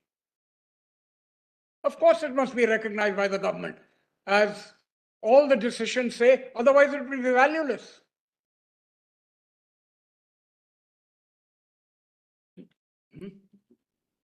Then, my Lord, 7 mentions how the government, my Lord, said 30 lakhs should be given by an endowment.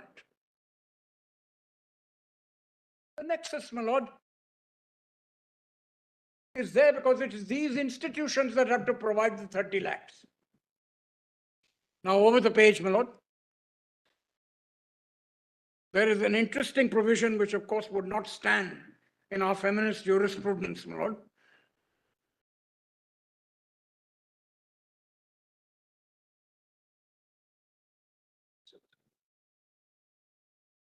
Didn't want to disturb your Lordship's thinking. Now come to 8, my Lord. This won't stand, but it says something about the women are exempted. Now this will not stand, my Lord. But the understanding at that time was this was linked with Muslim jurisprudence. And now it is deleted.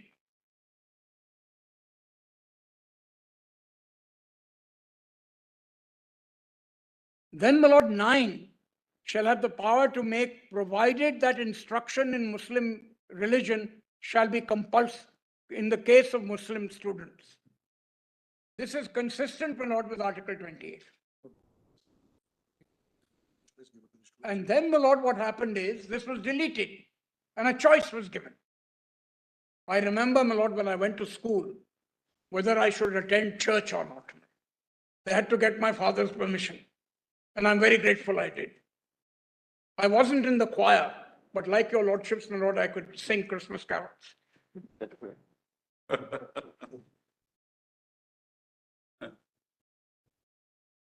Now, my lord, You also have to give a letter.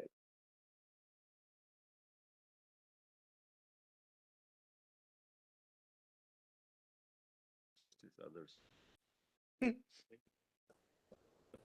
Sure.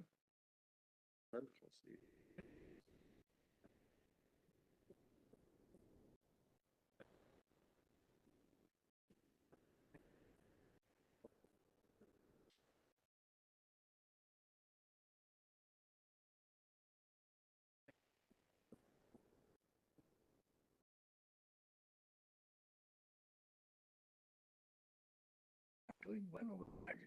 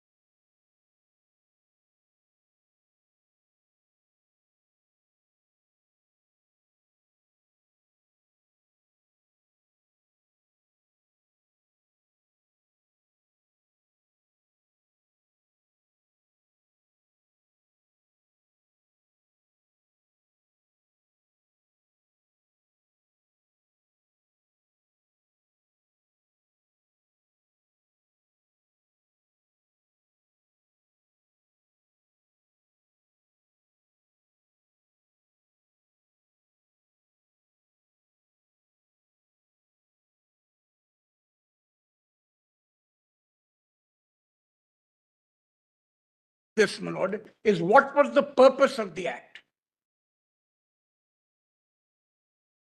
Now, all these provisions, my lord, show what the purpose of the act was. Grant education to Muslims.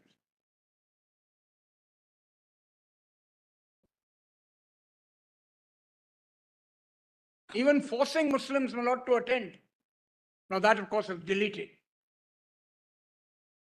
Then, my lord, kindly come to 12, which is very important, on page 8.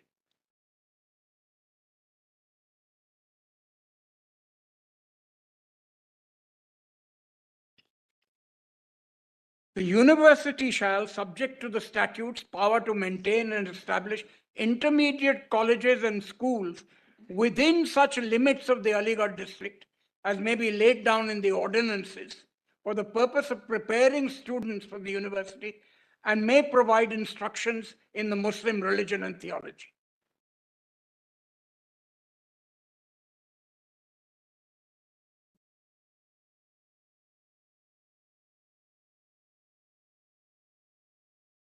Its purpose, my lord, your lordship is very right, my lord, in saying that we can't have these minority institutions as ghettos.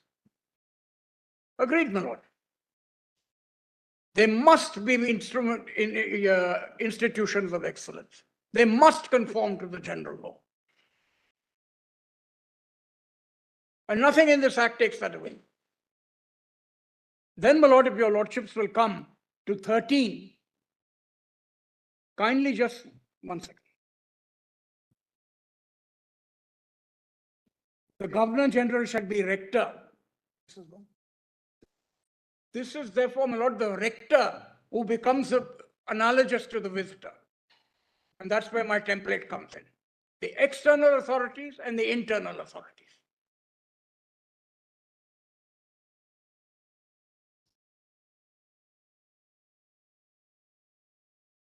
And my lord, I'm informed by my colleagues that this is verbatim in all the other acts. That is section 13.2. For the rector, read visitor.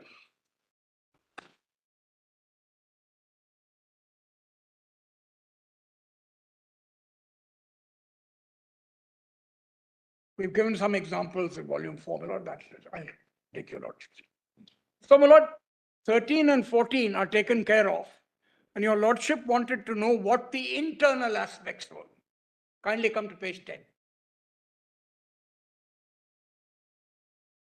It says, the following shall be officers. So, my lord, the rector and the visiting part are not officers. That's the external part in my templates. Then, my lord, the successors to the first chancellor shall be elected by the court. The court, my lord, under section 23 was solely consisted of Muslims. Then your lordships will see 18 pro-vice chancellor shall be elected by the court.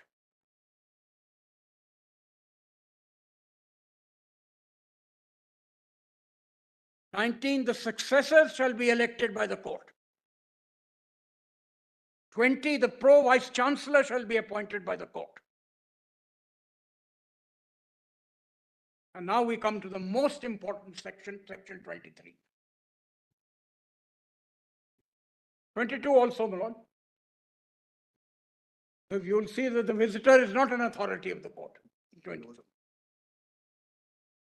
Now, 23, my lord, is very significant. And although noticed, the implications have not been worked through.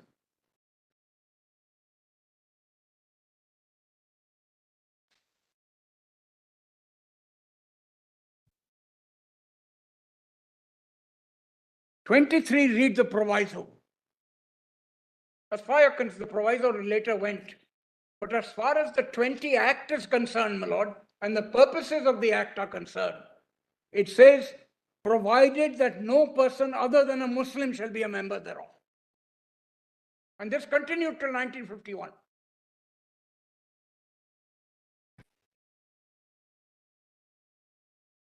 Now, this is, my lord, very important when you come to administer. The court was hands-on, my lord. in the administration of the university, as is clear from subsection 2. The court shall be the supreme governing body of the university and shall exercise all the powers of the university not otherwise provided for in the statutes. So all this, my lord, is there with the supreme body which consists of Muslims. Today they are non-Muslims, my lord. But the point is, this was the tenor of the 1920 Act.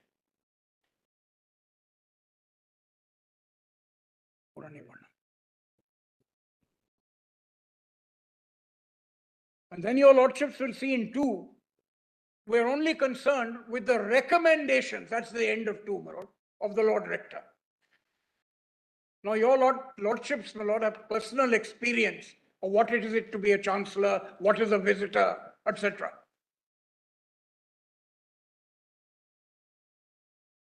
Your lordships may be non-interfering, different from chancellors today, my lord.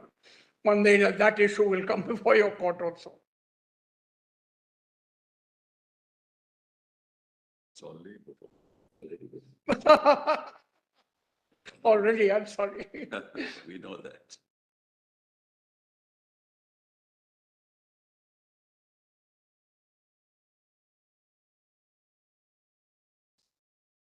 Now look at 3, my lord. Subject to the provisions of this act, the court shall exercise the following powers and perform the following duties. This is a supreme body consisting of Muslims. Making statutes and or amending or repealing the same, of considering ordinances, of considering and passing resolutions on the annual reports, of electing such persons to serve on authorities of the university, such of, as prescribed by, of exercising such other powers and performing such other duties as may be confirmed or imposed by this act or statutes.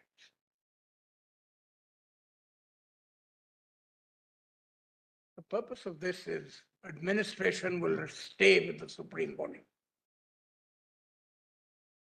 Things have changed a little bit, my lord, but the supreme body part remains the same. Then, my lord, I want to take your lordships to the statutes and ordinances. Kindly come to page 12.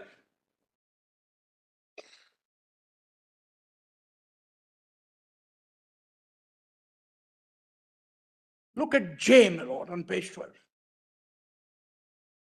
The instruction of Muslim students in the Muslim religion and theology. The next is important, my lord. The establishment of intermediate colleges and schools and all other matters by this act, which by this act or are to be or may be prescribed. Now this is referring to section 12, that within a radius of the mosque, you should establish these institutions. Then, my lord, kindly come to 28.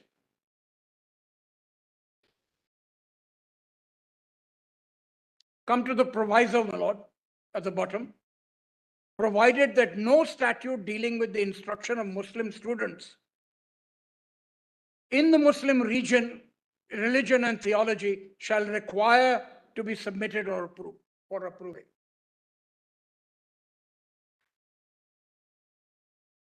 Now, my lord.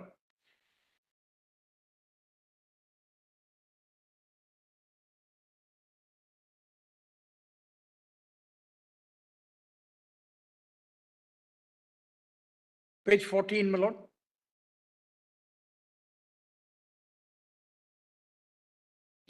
As an argument, my lord, in subsection 5, the continuity is established. Those students who are in MA college may continue with their degrees.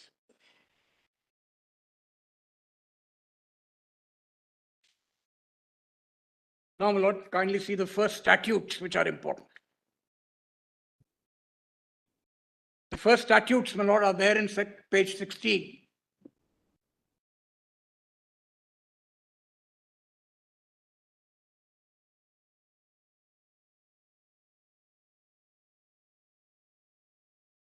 So this is in statute number 8. The court shall, subject to the provisions hereinafter contained, consists of the following members. Kindly come to class 2. The persons named in the annexure shall be foundation members. The annexure, my lord, which I'll show to your lordship, was completely Muslim. On page 24, I'll come to that.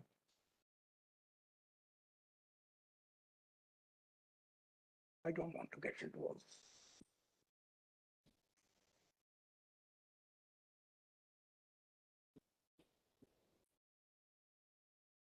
So, my lord, the continuity is again established on page 19 at the top of subclause 3.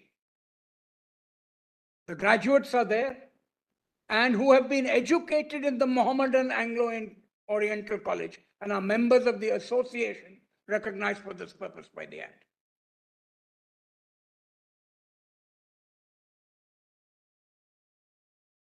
For, my lord, 20 persons elected by the Central Standing Committee of the All India Mohammedan Educational Conference.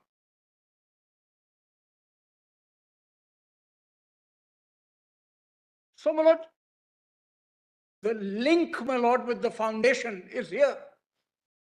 Then, my lord, kindly come to subsection 6. It's very important, my lord, that the statute has to be read in a way in which Aziz Basha did not read it. And Basha did not even look at this. And Basha ignored the purpose, which is writ large over this. Now, my lord, kindly come. 30 persons, subclause 6. 33. 9 persons to represent Islamia colleges and other Muslim educations not under the control of the university. And then, my lord, 15 persons learned, then 9 persons learned in the Muslim religion and Oriental studies.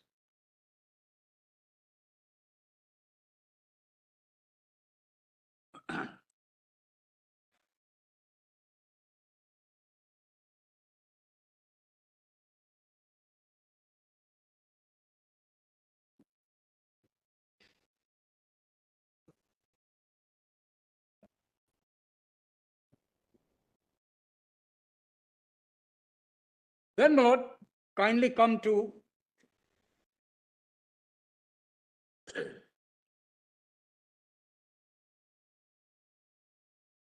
the Executive Council shall have 30 members.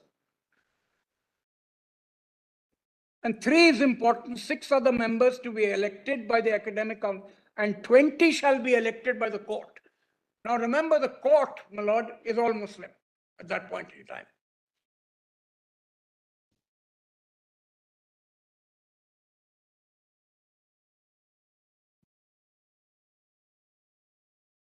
We've seen 23 provisos, my lord.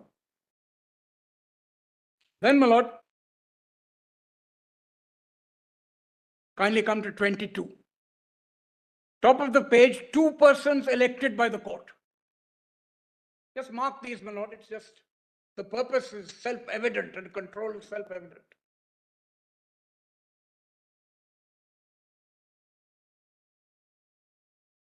This is the Academic Council. Now, my lord, come to 19. This was there in the original act, my lord, and the original statutes. I won't read all of 19, my lord, but kindly come to subclause 9, 10, 11, up to 11, my lord, up all the way down. What does it say? What shall the departments be? Sunni theology, Shia theology, Islamic studies, Arabic language and literature, Persian, Urdu, law.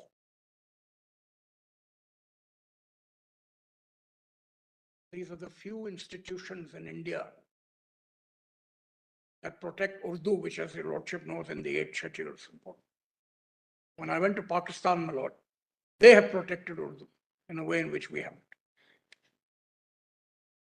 Of course, I have a quarrel with the 8th schedule, my lord. English is now an Indian language, whether we like it or not. It is. You look at the literature, you look at the poetry, you look at everything, my lord, all the proceedings of this court. There's no point taking this anti-colonial view that English is as much an Indian language and developed as an Indian language. My friends in England, my lord, used to say, you've twisted the English language and adopted it as your own, which is true, my lord.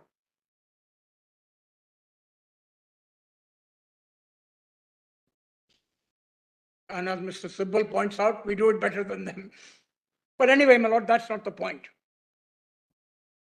Then, my lord,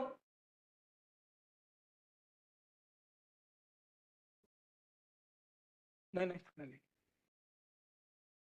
21, my lord, at subclause 2 on page 23. Graduates of other universities who have been educated for the last 2 years at the Mohammedan Anglo-Oriental College. Link again. Then, my lord, kindly come over the page.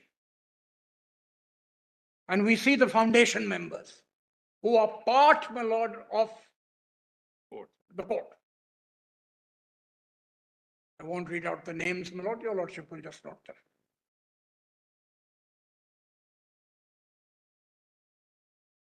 Lord, we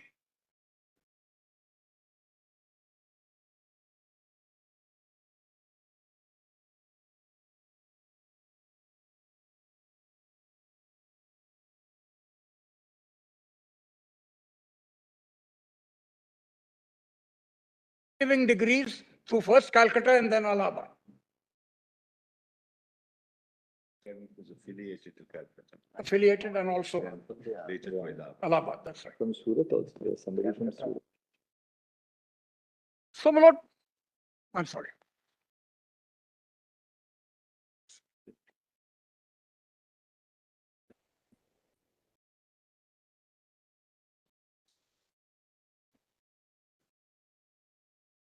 Have we made a good?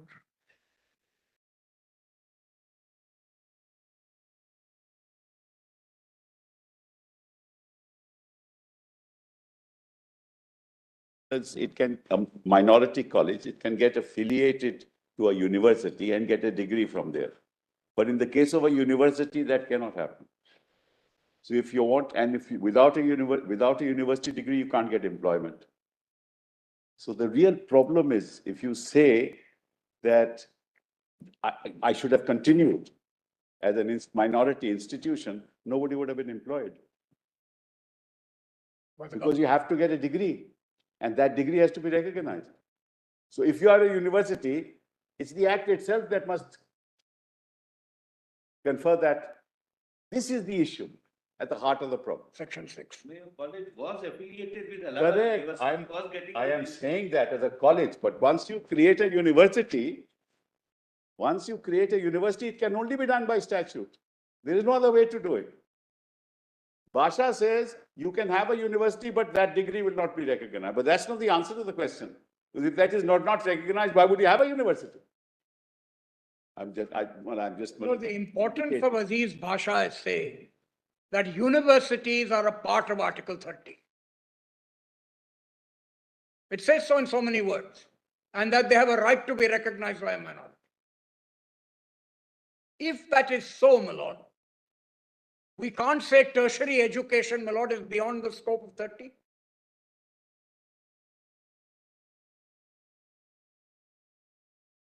Now, the fact that there were degrees through affiliation is really irrelevant now, because of the negotiations that took place.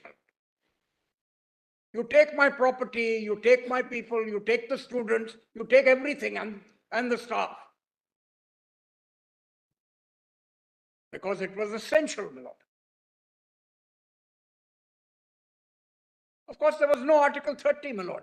But apply Article 30, my lord, to Aziz Basha under the 20 Act. The whole point is the purpose of the Act was Muslim in character. And the purpose is nowhere to be found in Aziz Basha. Now, my lords.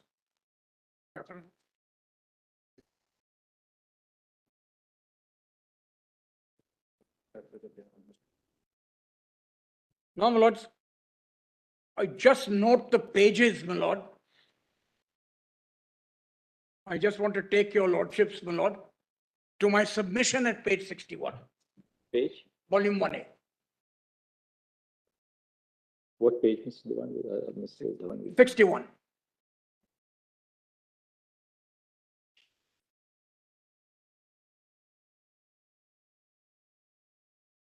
Sorry, 16.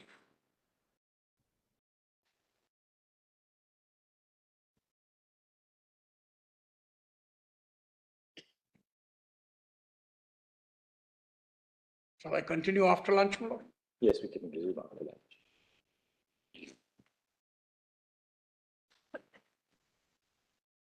Because I want to upload my submissions. Certainly. Give them to the notary councils, they'll make them a part of the compilation.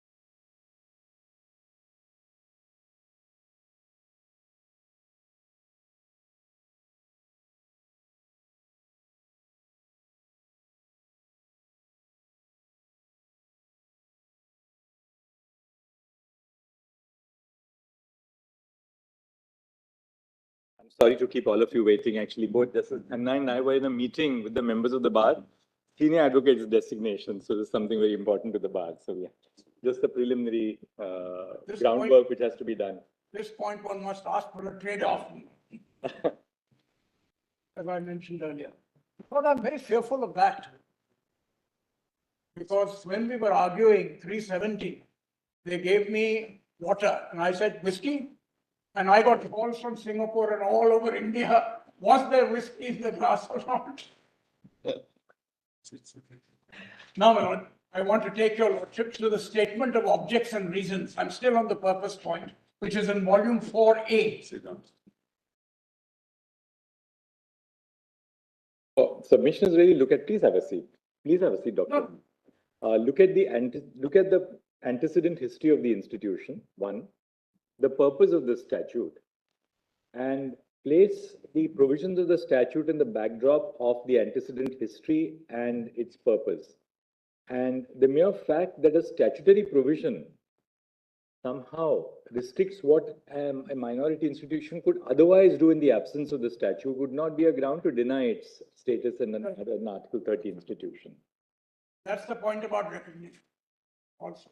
And recognition and affiliation, Yes. you have to apply according to you for recognition, otherwise your degrees will never be recognized. Even for schools, my lord, where they depend on aid. That's the submission, really. Even there, my lord. Colleges too. Colleges. In fact, the whole part of Inandar relates to aided and unaided.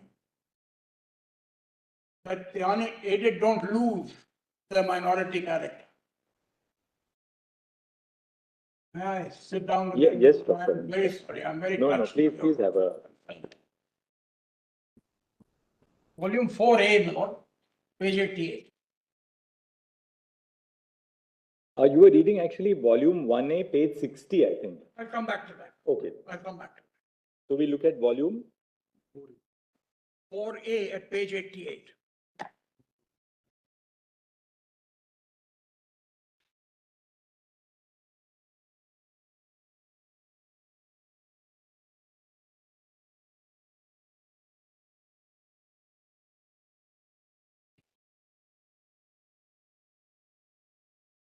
Your lordships have it. Yes. Now, this is the statement of objects and reasons to the 1920 Act. Yeah. For aim. Yeah, That's right.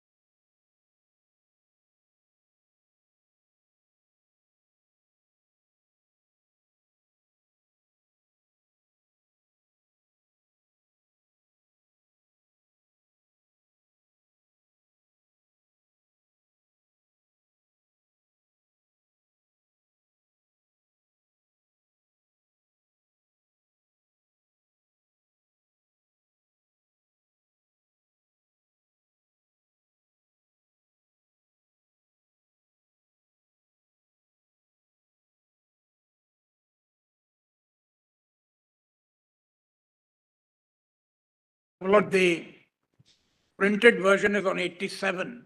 This is easier to read because it shows the nexus, my Lord, that I was talking about. The Muslim University Association, having requested the foundation of a university and certain funds and properties being available to this end, it was proposed to dissolve the association and the Mohammedan Anglo-Oriental College, Aligarh, and to transfer the property of those societies to a new body called the Aligarh Muslim University. The present bill is designed to incorporate this university, to indicate its functions, to create its bodies, and to define its functions. It also secures the university's assurance of a permanent endowment to the government. And the necessary Part of control. The university and the teaching residential type, in accordance with the recommendations of the Calcutta University Commission, the university will not include intermediate classes, but the university will have the power to maintain establish and maintain intermediate colleges and schools at Aligarh. They're all Muslim. The degrees conferred will be recognized by the government. Special features of the university will be imparting for Muslim religious education to Muslims and the inclusion of the Department of Islamic Studies. The bill provides for the making three. The general terms, my Lord, on page 89 of the bill and statutes have at various times been discussed with the representatives of the Muslim University Association. That's the purpose. Now, my Lord, I'll come to my written submission, my Lord.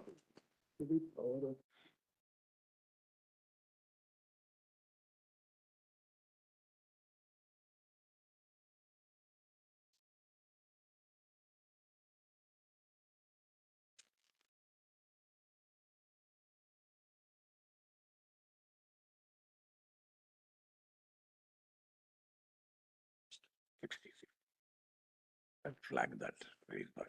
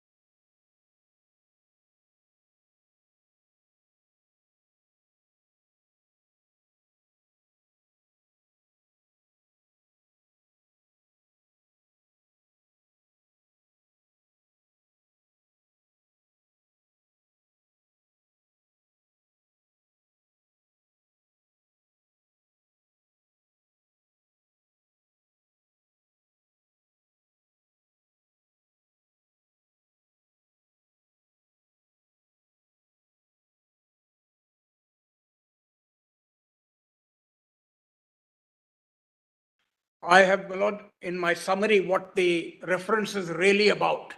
I've given a short paragraph and then 60 of your written submissions. this is my written submission.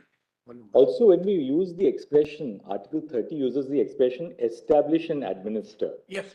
Now, there is no absolute standard of administration that you must administer 100%, and even that 100% will be an elusive standard. Right. So, to make Article 30 effective, we do not have to postulate that the administration by the minority has to be an absolute administration. In that sense, today, in a regulated society, in a regulated state, nothing is absolute.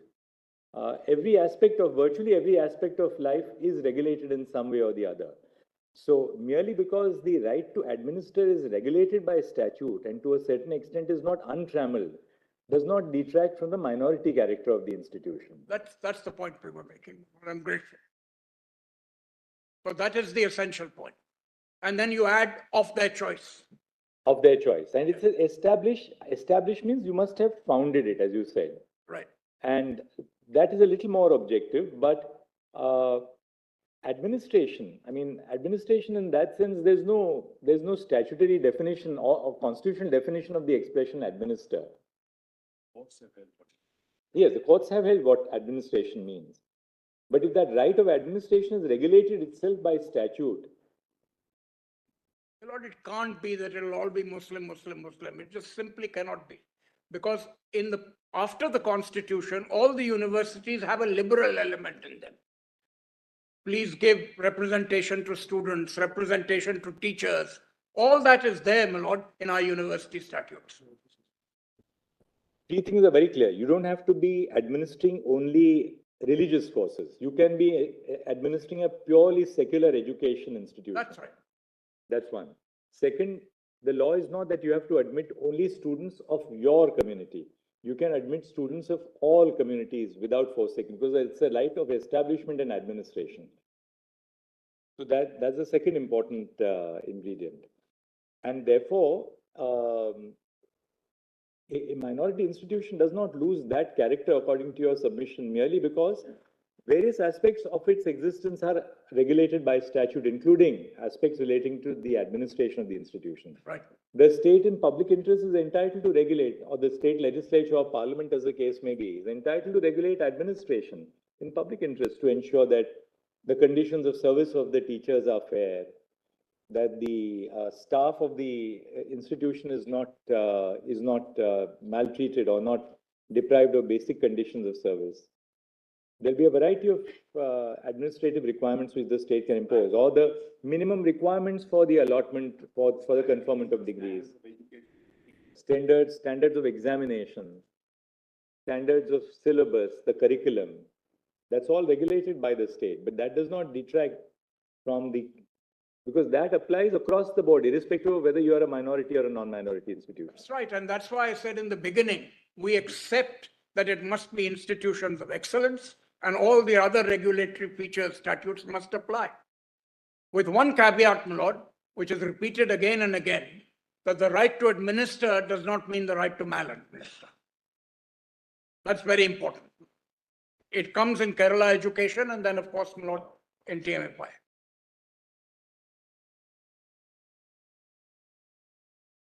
Just, my lord, to get this purpose, etc. point dealt with, my lord, page 60.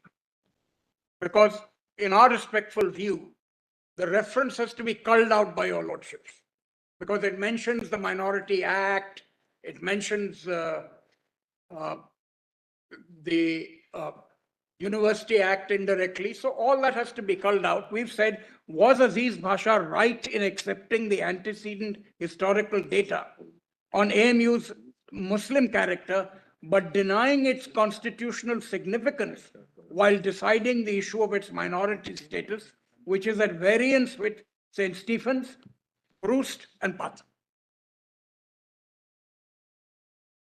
Because they recognize, my lord, the antecedent history and just give it the go-by.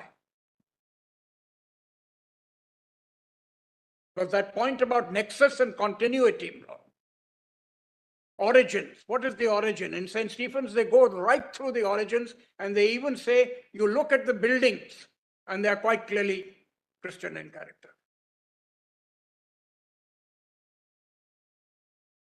Now, my lord, just one thing.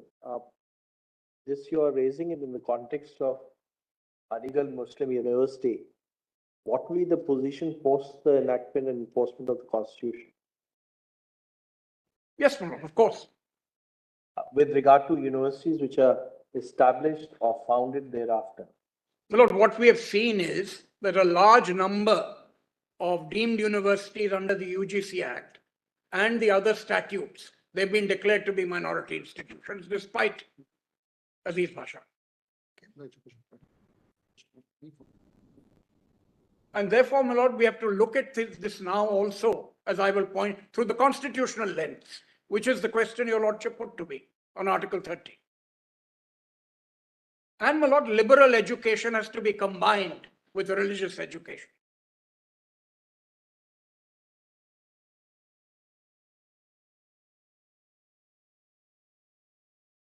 May I proceed now? Yes. 60, my lord. I have dealt with this, but just to, as a preface to the next argument, the Mohammedan Anglo-Oriental College was the nucleus of the appellant university. This is what Basha says.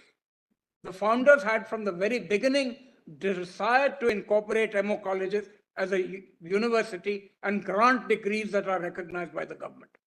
The Muslim community largely contributed the funds necessary to incorporate MAO into a university. The founders had long negotiations with the government to introduce a legislation and establish the MAO college. Nonetheless, both courts have held now in Allahabad that the appellant university was not a Muslim university. The word establishment, my lord, is followed almost mechanically.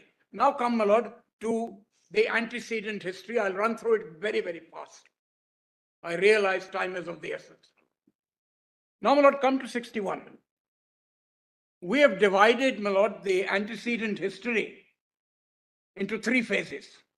From 70 to 77, where the earlier idea of setting up a university for the Muslim community for the betterment and advancement took place, and when MAO college was established. From 77 to 1910, the Muslim community rallied to convert MAO university, and due to their efforts, the government in principle agreed to convert the college. And from 1910 to 1920, where the founders from the Muslim university actively engaged with the government and succeeded in their desire to convert and incorporate the MAO college. Now, my lord, the vision, my lord, in the first phase, I'll just quickly run through it, my lord, your lordships may read it through because I don't want to go too much. In the first phase, my lord, in 1870, Sir Syed established the Committee for the Better Diffusion and Advancement of Learning amongst Mohammedans. The committee sought the views of the Muslim community as to why the Muslims were not availing Western education, and it was found that this was due inter alia lack of religious education, non-consultation with minority Muslims. Thus, the idea of an educational institution managed by Muslims for the benefit of Muslims with religious instruction received support. Then 1871, my lord, the MAO college is established.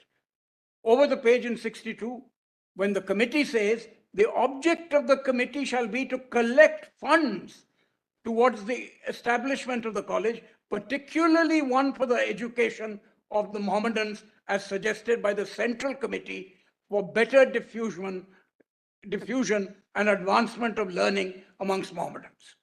Now, my lord, the committee resolved to establish the Madrasa Ulum, madrasa being a term for education at Aligarh, which was subsequently inaugurated. This was the first step realizing the vision of a university.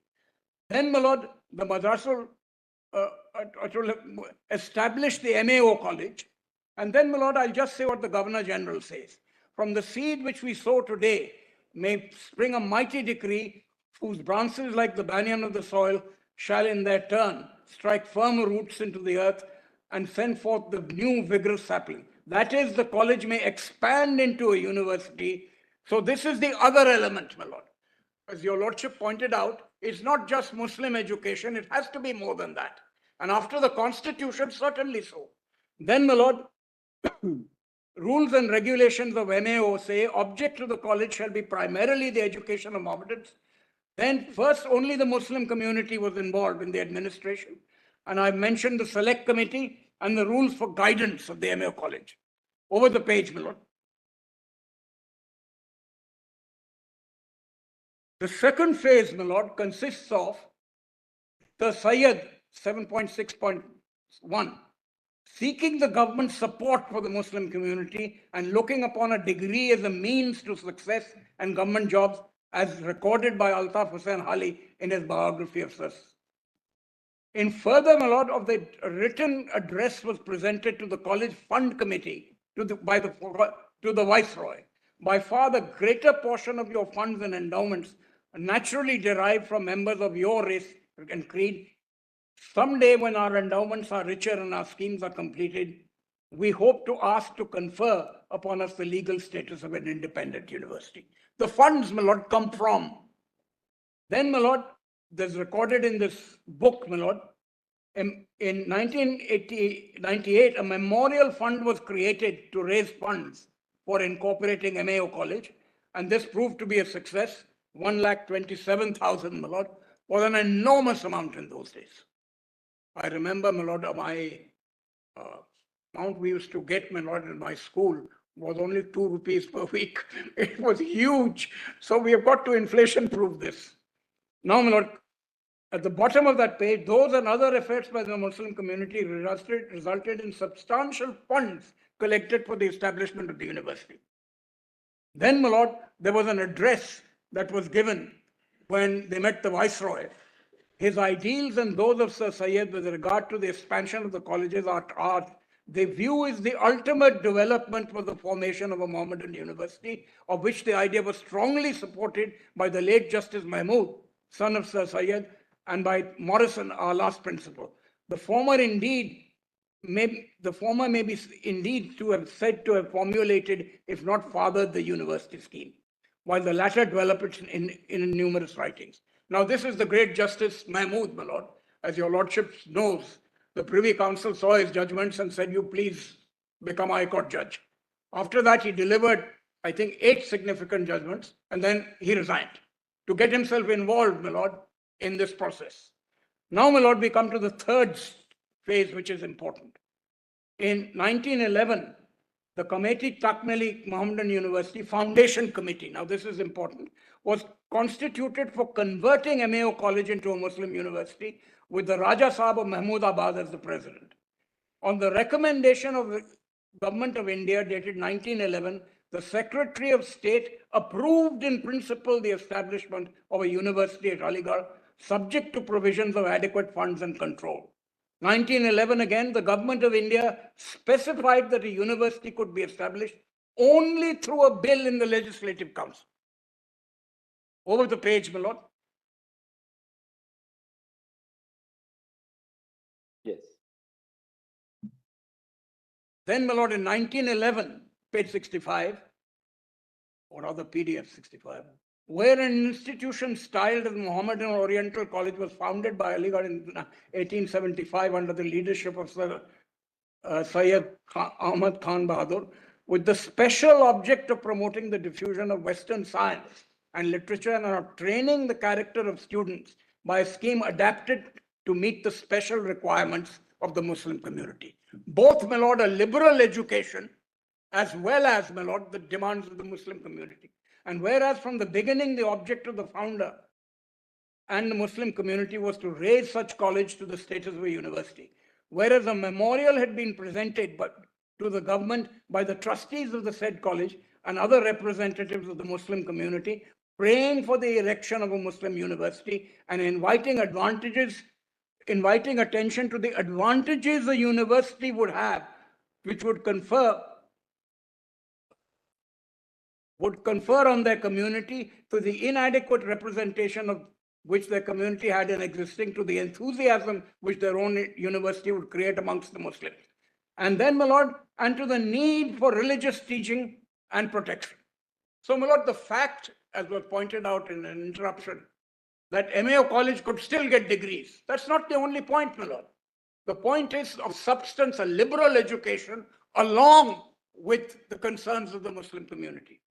Then, my lord, 1911, the Secretary of State says sanctioning a university at Aligarh will be a source of enlightenment and prosperity that the Muslim community and will crown and continue the hopes of Sir Syed Ahmad Khan.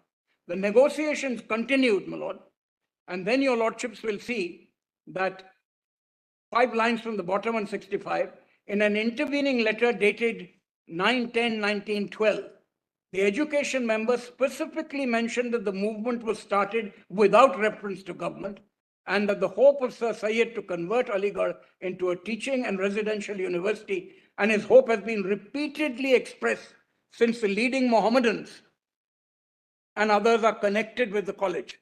Also note that the draft constitution stated from the beginning the object of the founder and the Muslim community was to raise the college to the status of a university. 1915, my lord, practical shape was given to this, and the MAO annual report, I won't read it, my lord, and it says the conversion should be there.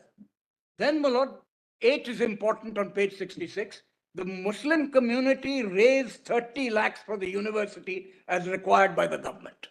So this is the interaction, my lord, the money was raised by the Muslim community.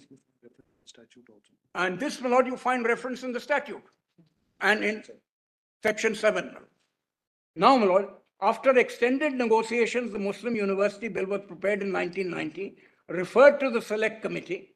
The Select Committee report submitted its report to 2/9/19 at 2nd of September. The Muslim community's predominant role in the university administration is clear from the debates. In reference to the constitution of the court, we have retained the provision that no person other than Muslim shall be members. We have done this because we understand such a provision is in accordance with the preponderance of Muslim feeling.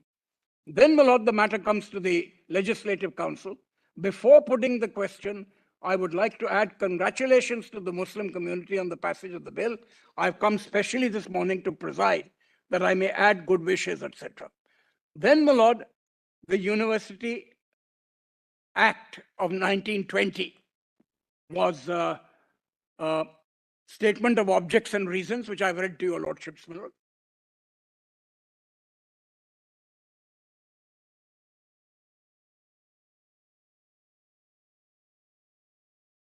So, my lord, it's just not the degree, as they said you could do it before 1920.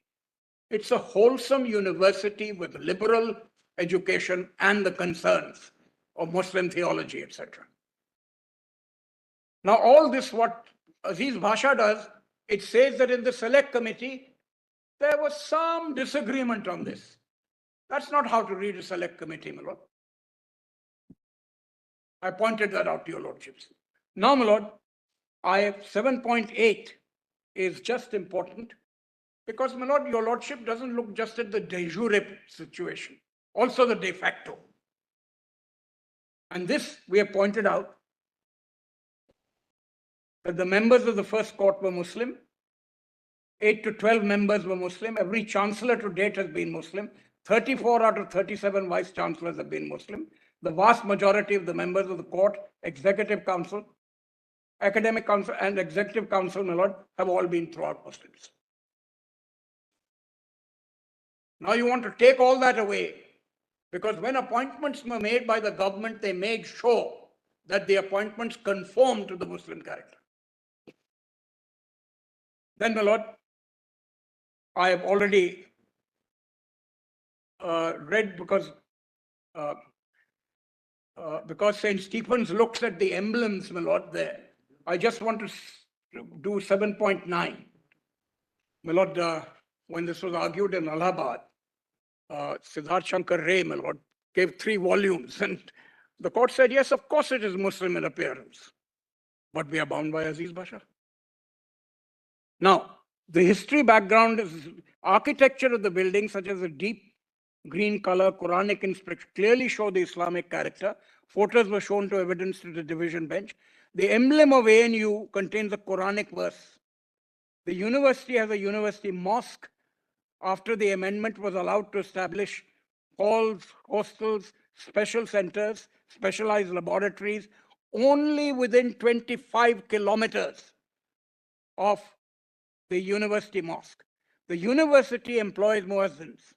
At its inception, the MAU had departments of study, Sunni theology, Islamic studies, Persian and Urdu, studies for Islamic medicine, all that I've read to your lordships. I don't need to read it further. Now, all these documents, my lord, are in there. I don't want to take your lordships through them. I've just summarized them. And to answer the argument sort of raised, it's just degrees. You could have done it before. No, you wanted a university. And you wanted a liberal education.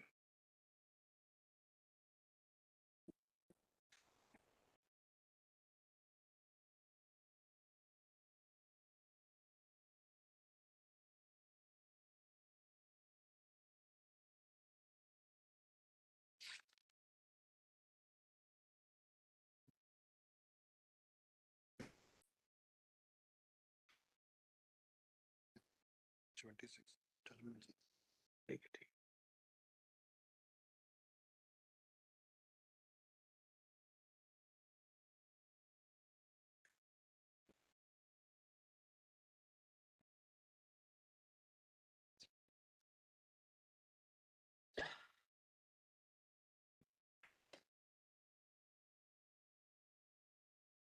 So I've done the phases now.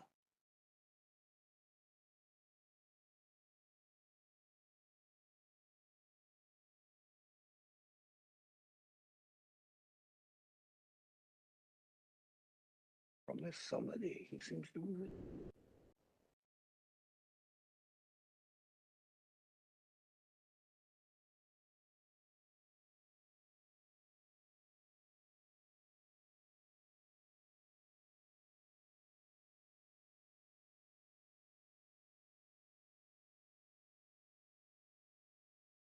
Your Lordship's point, it can't be full and complete control. It can't, my Lord, especially after the Constitution.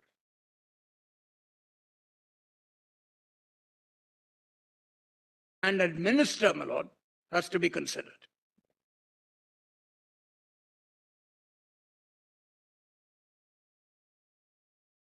Now, my Lord, I'll read some judgments, my Lord, including TMA Pi and Mother Provincial. This, your Lordships will find in volume 5A.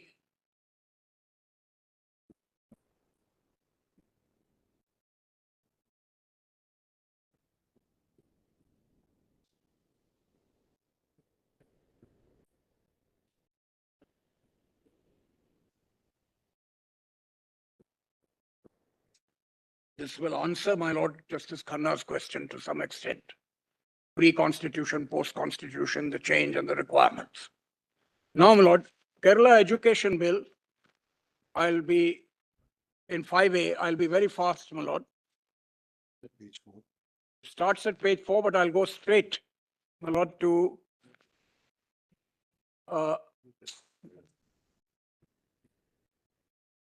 71.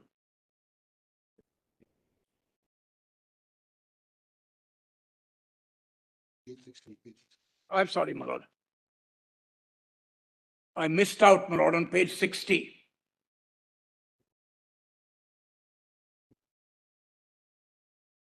That is, my Lord, somewhere halfway down. There is no reason why the benefit of Article 31 should be limited only to educational institutions established after the commencement of the Constitution. The language employed in 31 is wide enough to cover both pre-Constitution and post-Constitution institutions. Then, my Lord, 61 is very important, my Lord. This is about 15 lines from the top.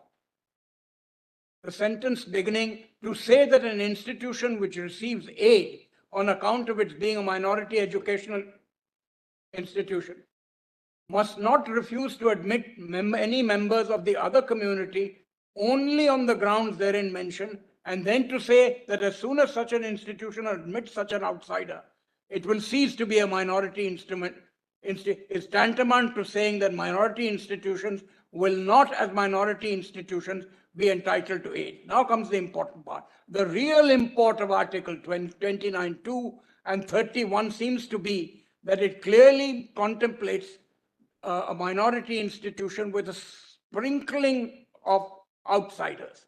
Let me pause here, admitted to it. My Lord, that sprinkling now after St. Stephen's has gone up to 40%. So St. Stephen says you can go to that extent. And of course, my Lord, this is modified by TMA Pi says it may not be 50%, it will depend on the needs of the institution. Then, my lord, by admitting a non-member into the minority institution does not shed its character and cease to be a minority institution. Indeed, the object of the conservation of distinct language, script, culture of a minority may be better served by propagating the same amongst non-members of the particular community. In our opinion, it is not possible to read this condition into Article 30, subclause 1. Then, my lord, page 62. Comes the important, my lord, pronouncement of the words of their choice. This is, my lord, just below halfway.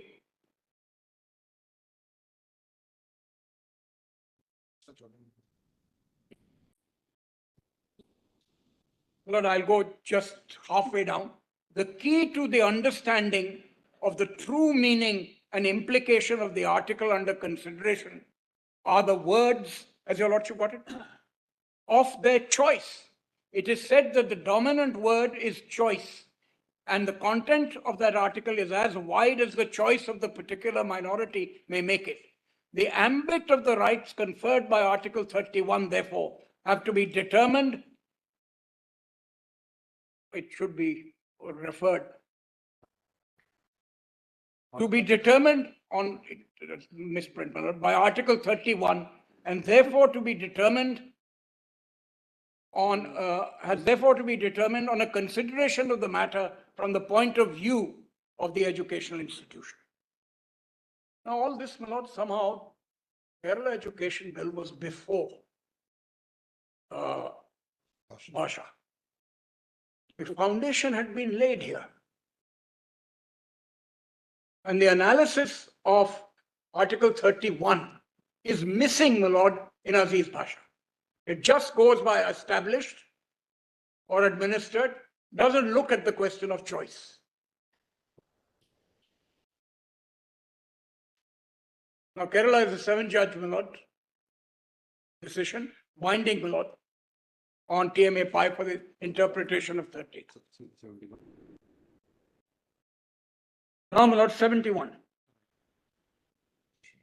This is halfway down, my lord, because now, my lord, where it begins, we have already observed that Article 31 gives 2 rights to the minorities to establish and to administer educational institutions of their choice. The right to administer cannot obviously include the right to maladminister. The minority cannot surely ask for aid or recognition for an educational institution run by them in unhealthy surroundings without any competent teachers possessing any semblance of qualification and which does not maintain even a fair standard of teaching and with teaching matters subversive of the welfare of the scholars. It stands to reason that the constitutional right to administer an educational institution of their choice doesn't necessarily militate against the claim of the state to insist that in order to get grant, the state may prescribe reasonable regulations to ensure the excellence of the institution to be aided. Learned Advocate General, Attorney General conceded that reasonable regulation may certainly be imposed. So both aspects, my lord, excellence, these are not ghettos, my lord, excellence and application of the general law. Then, my lord, if your lordship will come to 72.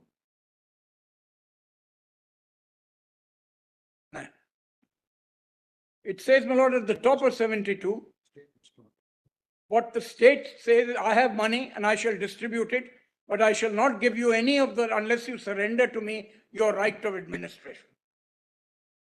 Then the state must not grant aid in such manner as will take away the fundamental right of the minority community under Article 30. Then, my lord, about 1/3 from the bottom. No educational institution can in actual practice be carried out without aid from the state. And if they will not get it unless they surrender their, unless they surrender their rights, they will by compulsion of financial necessity, they will be by,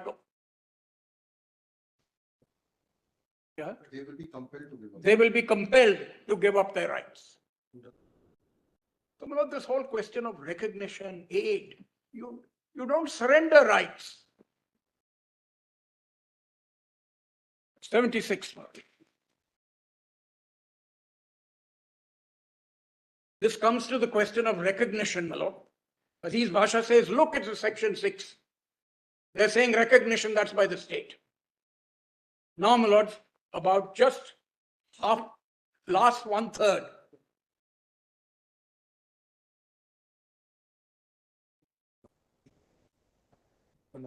To desire the education. ठीक है Nikhil. I'll go straight to the recognition point. Then, my lord, about just below halfway, without recognition. Aziz Pasha says you got recognition from the state, therefore you surrendered your rights. In a sense, it's implying that.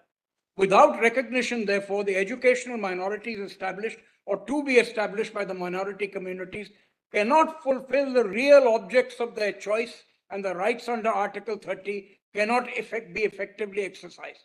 The right to establish national educational institutions of their choice must mean the right to education, right to establish real institutions which will effectively serve the needs of their community and the scholars who resort to their institution. There is no doubt that there is no such thing as a fundamental right to recognition by the state. But to deny recognition to educational institutions, except upon terms tantamount to the surrender of their constitutional right of administration and their constitutional right of administrations, where are we? Of Administration of the educational institution. Of the educational institutions of their choice,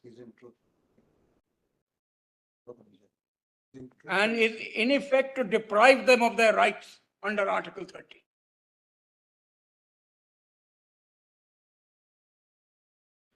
So, more recognition in the 1920 Act can't be read as something that the government gave you, but it is your right. It can't take it away. And it's quite clear here. We repeat that the legislative power is subject to fundamental rights, and the legislator indirectly take away and abridge the rights which it could not do directly, and yet will be the result of the said bill containing any offending clause becomes law. Now, my lords, this, my lord, is the foundation of the interpretation of Article 30. Totally ignored by Aziz Pasha.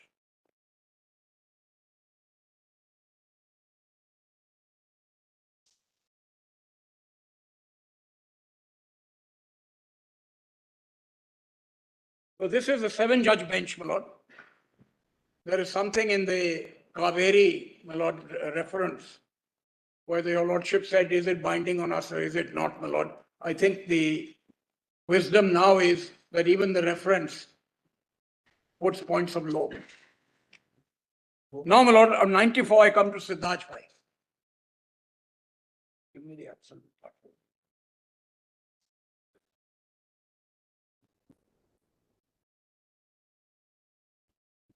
Mr. Dhawan, my question was slightly different. Yes. My question was to But support. your lordship's voice is so soft. Okay, now is it clear? Probably. Yes, Yeah. much better. Yes, okay. My question was slightly different. It arose from your argument that now for the university, a statute is required. Yes. Now the establishment post the independence after the 1956 UGC Act section will be under a statute. Now, when that is so, will this argument still hold good? What your argument is you're raising today?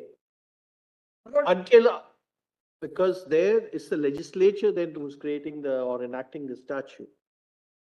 Yes, my lord. Then will you say the foundation is not by the statute? Yes, there could be cases of colleges because colleges can be established by minorities. There's no difficulty on that. But your argument with regard to university, because it's to be established by the statute, then what will be the position? My lord, I had indicated to your lordships that established cannot be given the narrow meaning that it's established by statute. I indicated that you had to look at origins, you had to look at nexus, you had to look at numerical. This is the criteria. Now, if you take it all into account, the question is, will the UGC Act not override Article 30? No. The fact that there is a requirement of statute will not offend Article 30.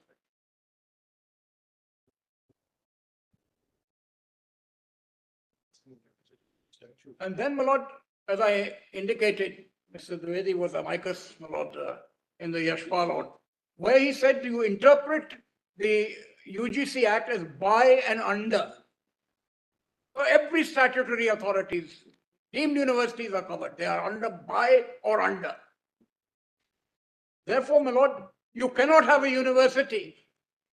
You cannot have a university, my lord, without degrees, without it. And therefore, my lord, you can't read down with the UGC Act, you can't read down Article 30.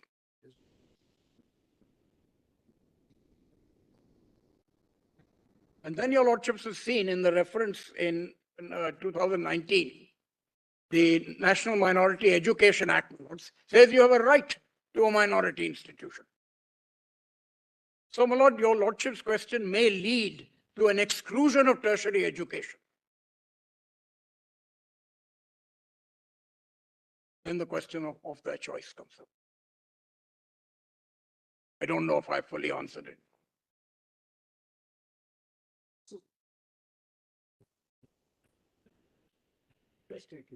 Yeah, that's right. And, my lord, the private universities have come up, all under statute. As long as the statutes permit them, they will fall in this. That's now, if this university is set up under the statute,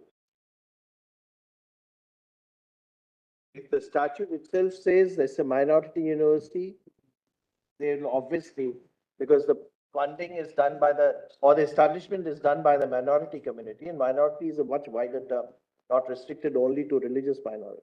Lord, the statute will never say.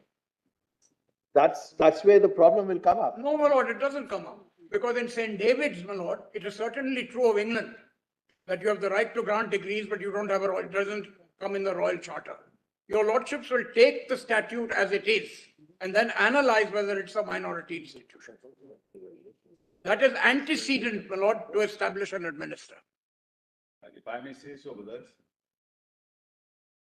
establishment, if it is correlated to the statute, it's a wrong way to look at it. What the statute does is recognize, not establish. No, I'm talking about the initial establishment. I'm saying, Malaz, establishment is not establishment through an act. Malaz, you establish something, it is recognized by the act. So you're saying that this statute itself is a recognition of what you have. Yeah, it's the recognition. The establishment happens. Malaz, how does it get recognized? Because the statute says you'll get a degree. That's the act of recognition. Without that, you won't get a degree. That's the answer. Lord, the establishment of the fact that the statute does establishes or brings into being, which is our mother provincial. The fact that it brings into being will not militate, my lord, under the minority right under 30. We can't whittle down Article 30 just because the statute exists. And that is, my lord, a defect in Aziz Pasha, followed, my lord, by the Allahabad High Court. Now, if I'm right, my lord, the learned Chief Justice does not want me to go into the Allahabad decision, which is under appeal before your lordships. So that would take a very long time. It's a wonderful decision, my lord, which says that dinner jackets have been exchanged for a sherwani. Great fun to read, Chief Justice Roy. Is it saffron or is it green? That's what he asks.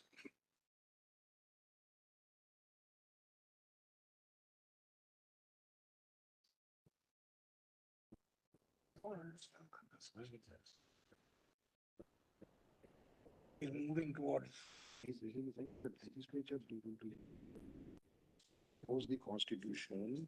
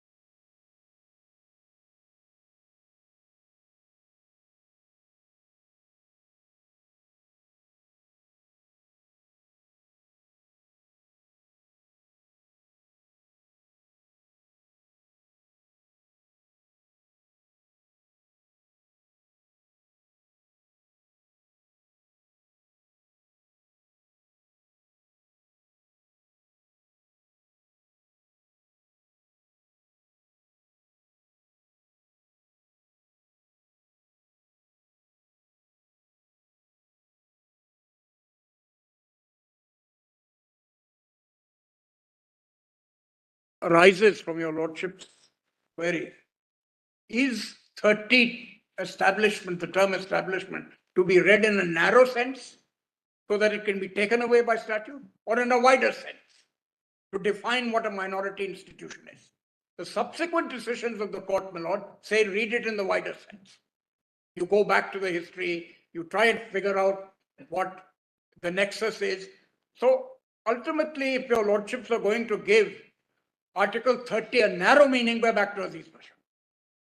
And everything goes through. All tertiary education cannot be minority. At a certain level, what happens when a statute takes over an erstwhile institution, whether it's a school, a college, and gives it a statutory form? The statute really converts it into a body corporate, because what was erstwhile maybe just a society governed by the Societies Registration Act is now given the statutory character of a body corporate with a permanent seal and permanent succession. Does that conversion of a society into a body corporate, so to speak, under the provisions of the Act, deprive it of its minority character? Or is that merely only a matter of form to convert the form which was a society into a body corporate? Or does that change in form completely destroy the minority character of the institution? Lord, our respectful submission is, it is a mandatory form, my lord. That is, To see the long title of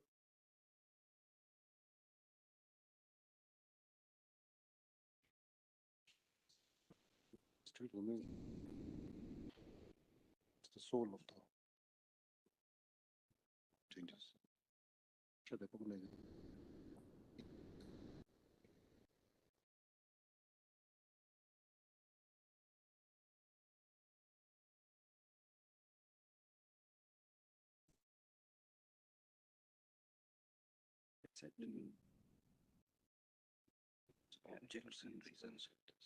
yeah. What are Lucknow रहने दो। 1920 का पढ़ दिया नहीं, yes, Lucknow का है।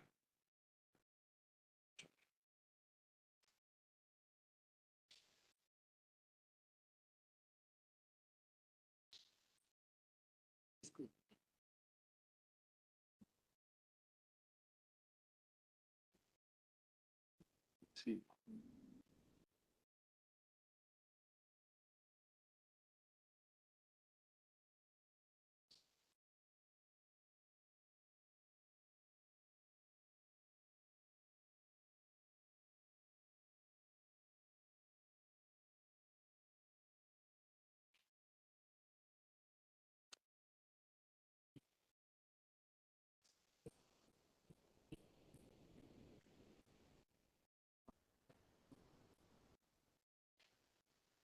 And that's placing message.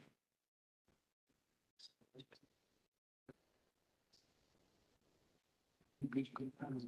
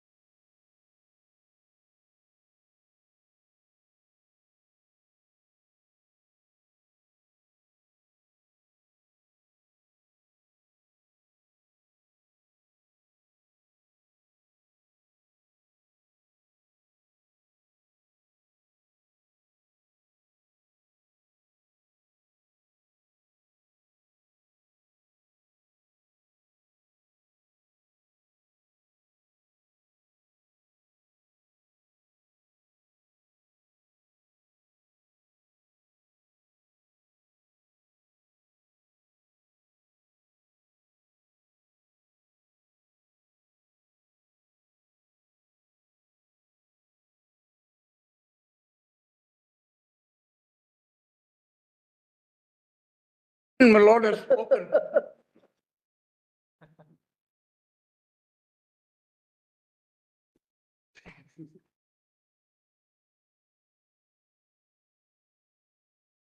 So there, my lord.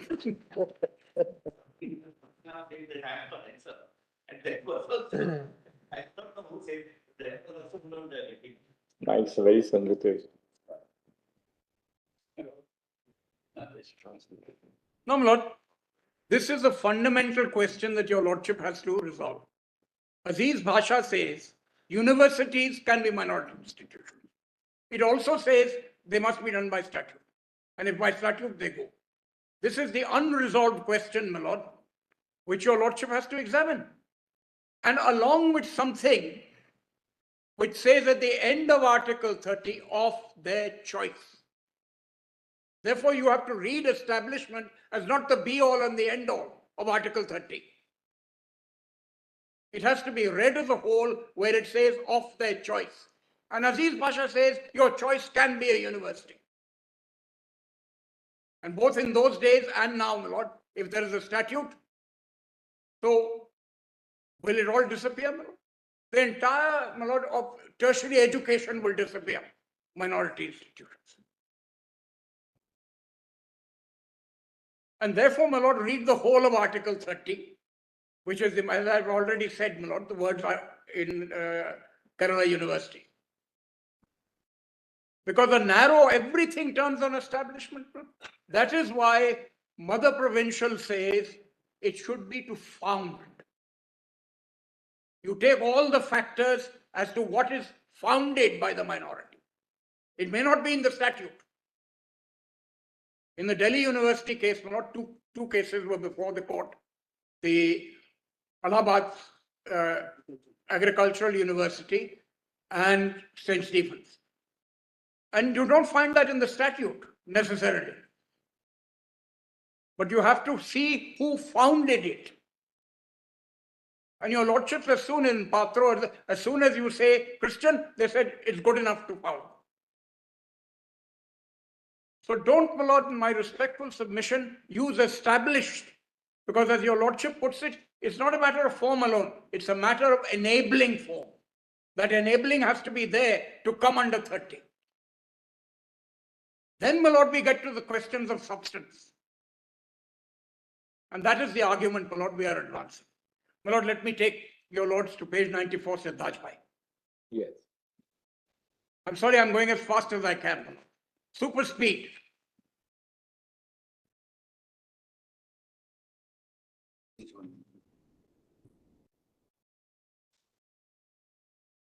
Now, my lord, page 113. It's a 6-judge bench, my lord. Just as Kerala was a 7-judge bench.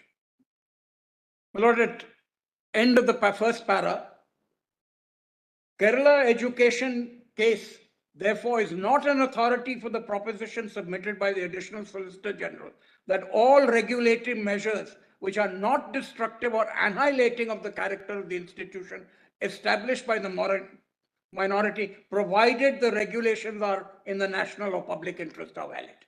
This argument is rejected. But you go to the extreme of saying, was it annihilative? That's the wrong question. Then, my lord, the next para, the right established by Article 31 is a fundamental right in terms absolute. Now, my lord, this was tweaked by TMA Pai to say national interest must come in. But as far as, my lord, Aziz Bhasha is concerned, this was binding.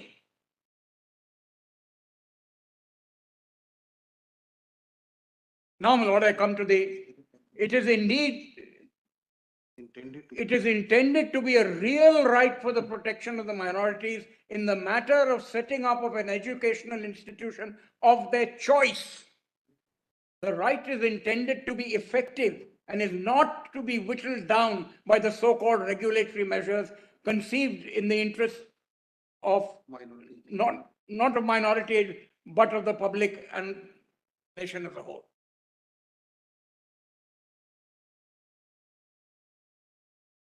Now, this, my lord, was before the court. Now I come to the next question, my lord, which your lordship, my lord, the Chief Justice has put. That what are the implications, my lord, of the actual substance of these institutions? The implications are, it must be an institution of excellence. And this your lordship will find on page 114. This is the famous dual test, my lord, which is adopted by TMA Pi as well. Such regulation must satisfy a dual test, the test of reasonableness and the test that it is regulative of the educational character of the institution and is conducive to making the institution an effective vehicle of education for the minority community or other persons who resort to it. Now, my lord, I come to Mother Freud, which has emphatically been accepted by TMA Pi.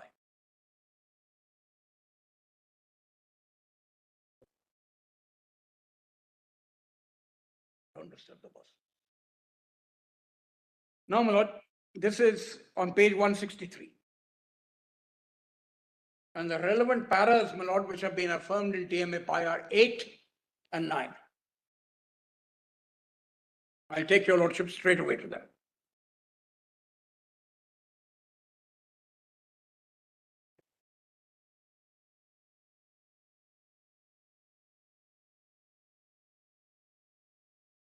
Page 166.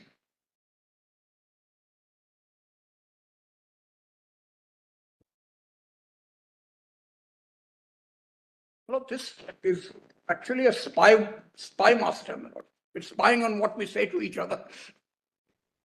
Now, my lord, kindly come to 8. It's very important. You have to switch off the mic. Or tell us to switch off your mics. We have that control. I know. Your lordship is right. Now, my lord, kindly come to 8 at page 66. Article 30, what it means. Article 31 has been construed by this court.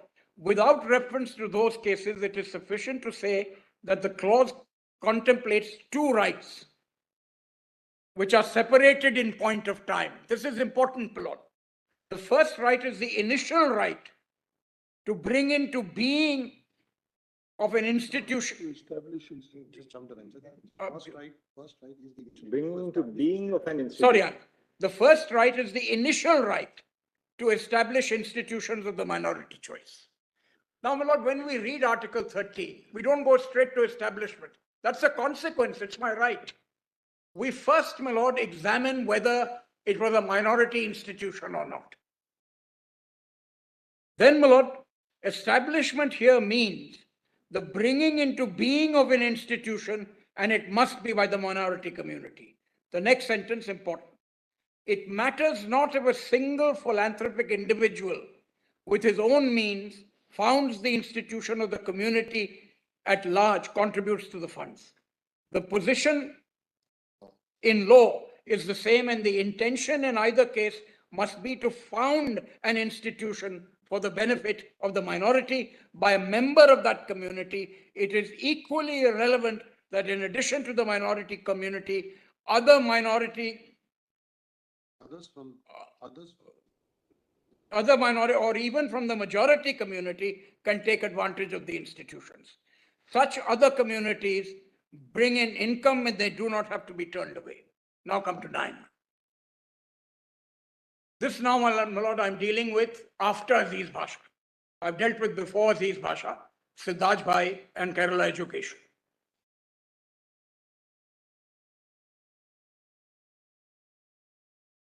Which para of TMA Pi? Yes. Now, my lord, 9.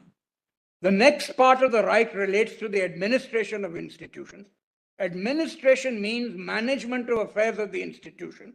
The management must be free of control so that the founders or their nominees can mold the institution as they think fit and in accordance with their ideas. I'm sorry, my specs are not working. Of how the interests of the community in general and the institution in particular will be best served. No part of this management can be taken away and vested in another body without an encroachment upon the guaranteed right. Now, in para 109, my lord, of TMA Pi, this is affirmed. And it's a sea change, my lord, from the establishment version, my lord, in Aziz Pasha. You first look at, is it a minority institution? Then you go further.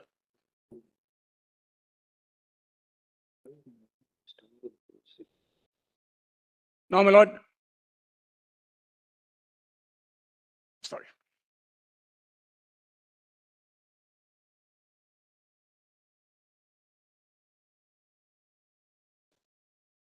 Now, my lord, if your lordships will come to 10, this is where it says such regulations do not bear directly upon management, as although they may indirectly affect. Yet the right of the state to regulate minority institutions, education standards and allied matters cannot be denied. The minority institutions cannot be allowed to fall below the standards of excellence. Where are we here? Expected of educational institutions, or under the guise of the exclusive right of management to decline to follow the general pattern. And this applies, my lord, also to management. A university doesn't become insular. That's very important that your lordships have mentioned this. And nobody is arguing it should be insular. Then, my lord, I'll take your lordship straight away to St. Stephen's. And then TMA Pi, and I'm done with this part.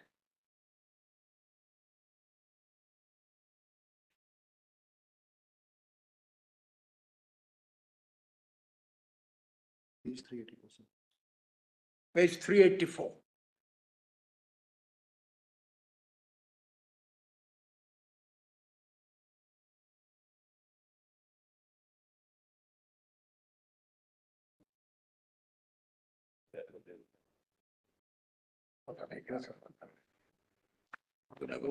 Para 34 at page 415.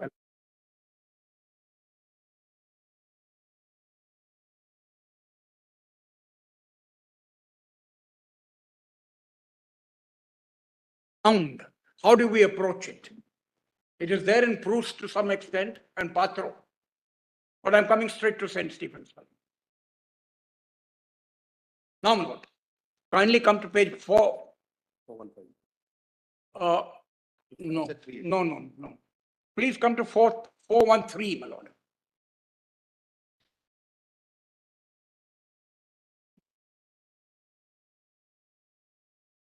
Para 29. There's a subheading, Origins and Purpose of St. Stephen's College.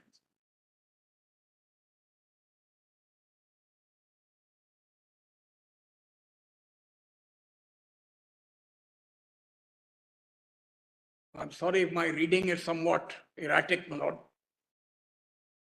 I'll try and be more careful. Yes. Now, my lord. Delhi University in this pleading has neither denied nor admitted the minorities of the college. Then, my lord, it says that they argued that it was done by a foreign mission from Cambridge and therefore it was not entitled to the benefit of 31. 413, page 29, para 29. Then, my lord, it goes through, and I'm not going to read it, my lord, because these are the factors that you take into account. The 81, a Christian missionary college came, members were in residence, the Cambridge Brotherhood wanted to establish a Christian college, then all that is mentioned and the condition to the contrary is therefore not correct. The purpose of starting the college, this is halfway down, my lord, of this paragraph, could be seen from the report of 1878 to Cambridge Brotherhood, and it states that the students after leaving St. Stephen's Mission College join non-Christian colleges and lose touch with Christian teachings. The case would be otherwise if we were to send them from our school to a college where the teachings would be given by Christians. That's at Placism E, my lord. Now come, my lord, to 31, which is important. Because these are factors, my lord. There are environmental factors, but they are important. And in Aligarh, my lord, it is writ large that this is an Islamic institution. 31 says, originally the college building was housed in hired premises paid by the SPG. A new building was eventually constructed by the Society for the Propagation of the Gospel, wherein the foundation stone bore the following inscription: to the glory of God and the advancement of sound learning and religious education. The new building was then, my lord, started in December 1881, and on the front of the porch, at the top of the parapet, a cross in bas relief was displayed, and under the brackets, and Dei Gloriam, which has been inscripted since adopted by the college. Today, the new college building campus has also a large cross on top of the main tower and the rod to perpetuate and remind the students the motive and objective of the college, the glory of God. This all emanates, my lord, from found. The primary right is found. The consequential rights, my lord, are established and minister. Now, my lord, 34 sums it up. It would thus appear that since its foundation in 1881, St. Stephen's College has apparently maintained its Christian character and would be evident from its very name, emblem, motto, establishment of a chapel, and its religious instructions in the Christian chapel for religious study. This is the scope of inquiry. Now, my lord, come to 417.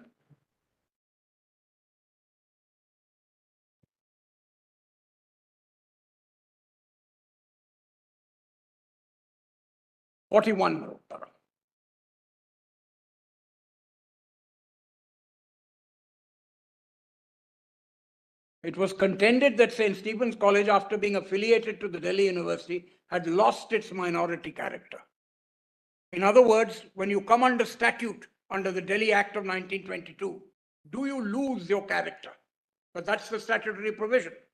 Then it says the argument was based on some provisions of the Delhi University Act and the ordinance made thereunder.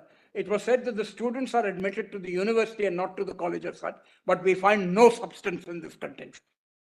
In the first place, it may be stated that the state or any instrumentality of the state cannot deprive the character of an institution founded by a minority community by compulsory affiliation, since Article 31 is a special right of minorities to establish educational institutions of their choice. The minority institution has a distinct identity, and the right to administer with continuance of this identity cannot be denied by coercive action. Any such coercive action would be void, being contrary to the constitutional guarantee.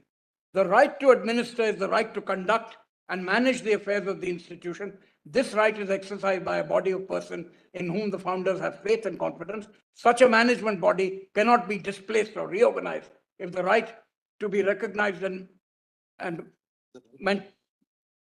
is to be recognized and maintained. So recognition doesn't stand as reasonable restrictions are permissible, but regulations should be of a regulatory character and not abridge the right under 31.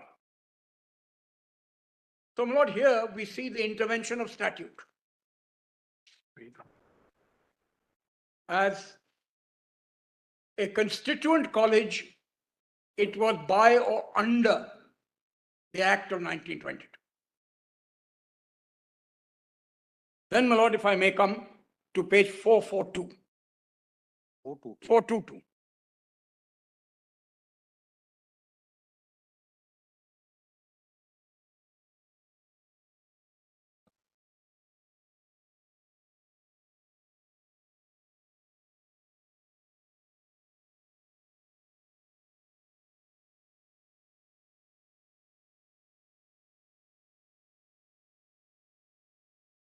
Paragraph 54. The minorities were the I'm sorry, my lord, I didn't realize your lordship was conferring. The minorities, whether based on religion or language, had the right to establish and administer educational institutions of their choice. The administration of educational institutions of their choice under Article 30 means management of the affairs of the institution. This Management must be free from control so that the founders and others, nominees, can mold the institution as they think fit and in accordance with their ideas, how the interests of the rest of the community and the institution in particular will be served.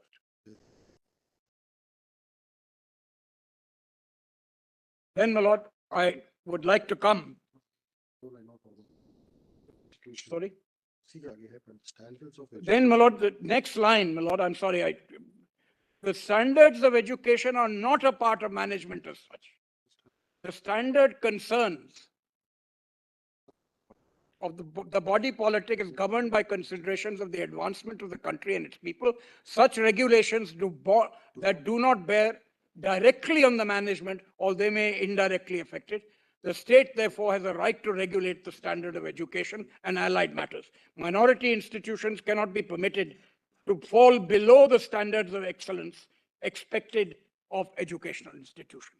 Now, they cite the cases, my lord, which I needn't cite, because they say this is now confirmed by a string of decisions. Both the decision of Chief Justice Hidayatullah in Mother Provincial and the judgment of Justice Jagannath Shetty in St. Stephen's, they don't cite the judgment in Basha. They refer to all the other, because perhaps Basha in that sense is a little out of alignment with what was laid down in the other decisions. As you see, Justice Hidayatullah, that passage you read out, and actually para 54 is a restatement of what Justice Hidayatullah said in para 9 and 10. Absolutely. But Justice Hidayatullah refers to all the earlier cases, but doesn't refer to Basha. Lord, Basha is referred to in St. Stephen, but it doesn't do anything to it. Yes. Stephens refers to Siddharth by Bombay Education. 24, page 40. But Basha is on a fact situation. Yeah. I think my learned friend is arguing his case already. Now, my lord, Basha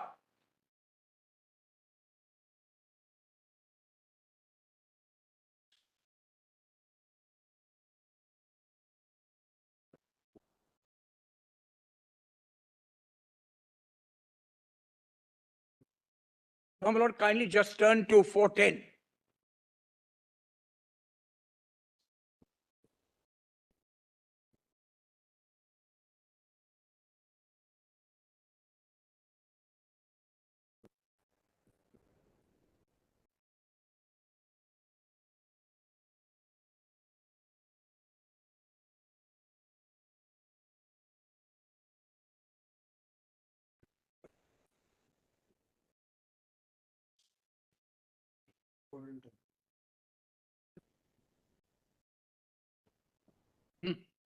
Both them.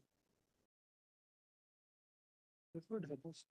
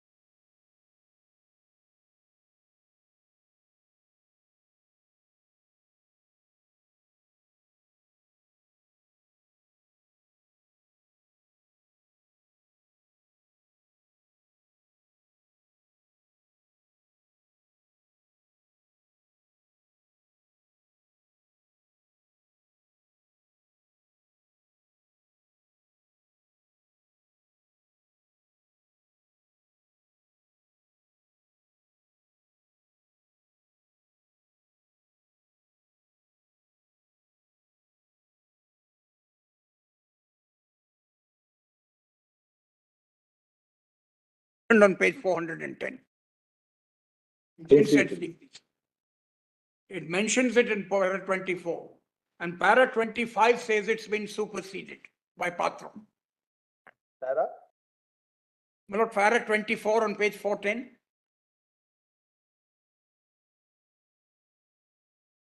I won't read all of it, my lord, because this we've done.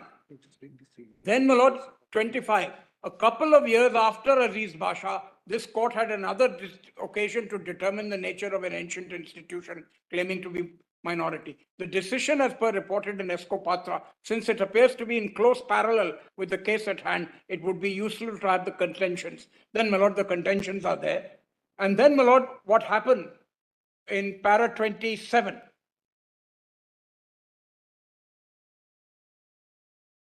On appeal, the judgment of the High Court was reversed by this court mainly on two grounds. That's at page 411. The High Court did not pay sufficient attention to that part of the evidence supplied by the petitioners, which was sufficient to justify the claim that local citizens had participated in the establishment and the school in question. Indian citizenship not being a condition of the application of Article 30, the protection thereunder could not be denied on this basis. So, my lord, here we have a clear statement that if you take Patra into account, you have to look at the evidence. And this court reversed it on that basis. Now, my lord, back to 424.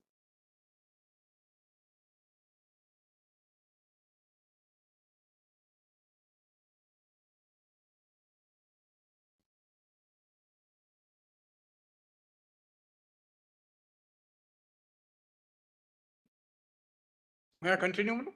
Yes. Page 424.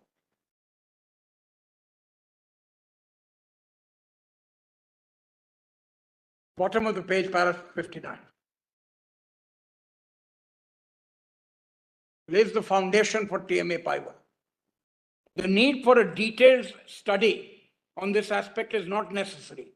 The right of minorities, whether religious or linguistic, to administer educational institutions and the power of the state to regulate academic matters and the management is now fairly settled. So that regulation to bring it up to an excellent institution is there. The right to administer does not include the right to maladminister. The state, being the controlling authority, has the right to regulate all academic matters. Regulations which will serve the interest of students and teachers and to preserve the uniformity in standards of education among the affiliated institutions could be made.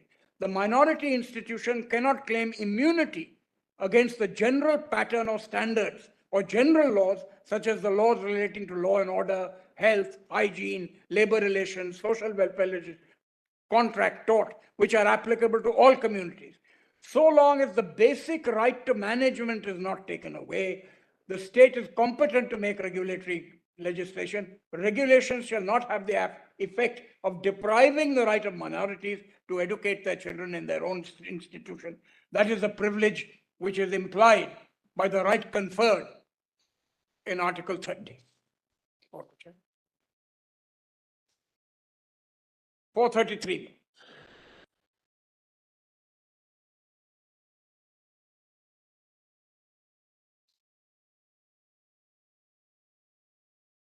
Now, Lord, 433, para 80.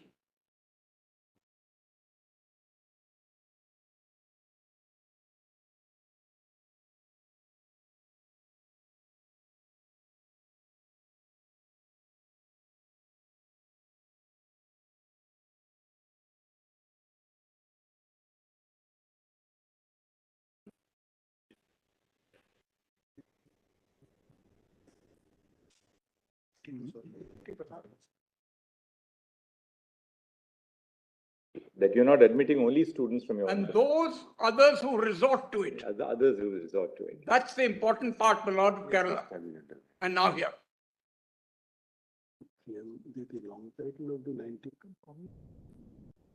Otherwise, what will happen, my Lord? It will become a communal institution. We don't want that. It's a kind of protection, my Lord, And I've said in St. Xavier's, it is needed there to avoid discrimination against the minorities. I won't go through St. Xavier's, my lord. It's a very long decision. Now, my lord, kindly come to 80, my lord. Broadly speaking, 80 says, reiterates Kerala Education Bill. Right. And therefore, my lord, now come to 88, my lord. Am I done? I have, my lord, just two more quotations from St. Stephen's, which if your lordship will indulge me, when early at 4 o'clock I will read and do TMA Pi tomorrow.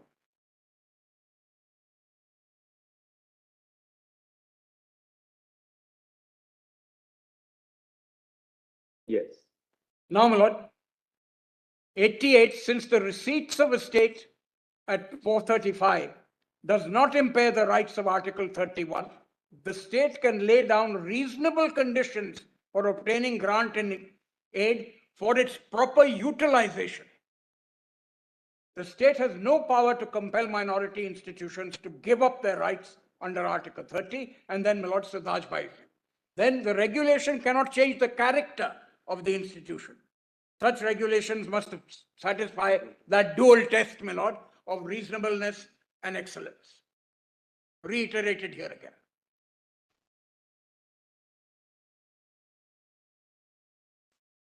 Last time. Now, my lord, kindly come to page 439. At the bottom of the page, para 102. Lord, may I just read it, my lord? Yes. Your time controllers are here, my lord.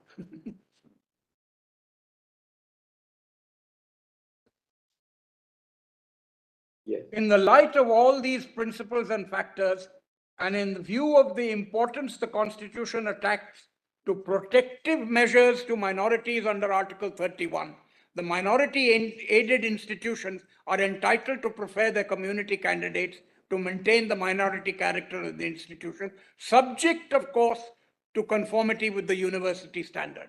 The state may regulate the intake in this category and due regard to the need of the community in the area which the institution is intended to serve. But in no case shall an institution exceed 50%. The minority institution shall make available at least 50%. Now, my lord, from trickling, we have now recognized 50%. Of course, TMIP says it depends on the nature of the institution. Just read the last but one sentence once again. Sorry, my lord. Just read that last but one sentence, paragraph 102. The state may regulate. The minority institution shall make available that written. Yes, yes. At least 50% of the annual admissions to members of communities other than the minority community. The admission of such minority candidates shall be done perfectly on the basis of merit. Of course, in St. Stephen's, they said you can do an interview, which was crucial. Delhi University said you can't do an interview. And although it was a Yes. it is. So please don't comment upon it. So, my lord, I will stop here, if I may. And thank your lordship for your gracious acceptance of my taking the chair. We'll reassemble tomorrow morning. Thank you. Not the time.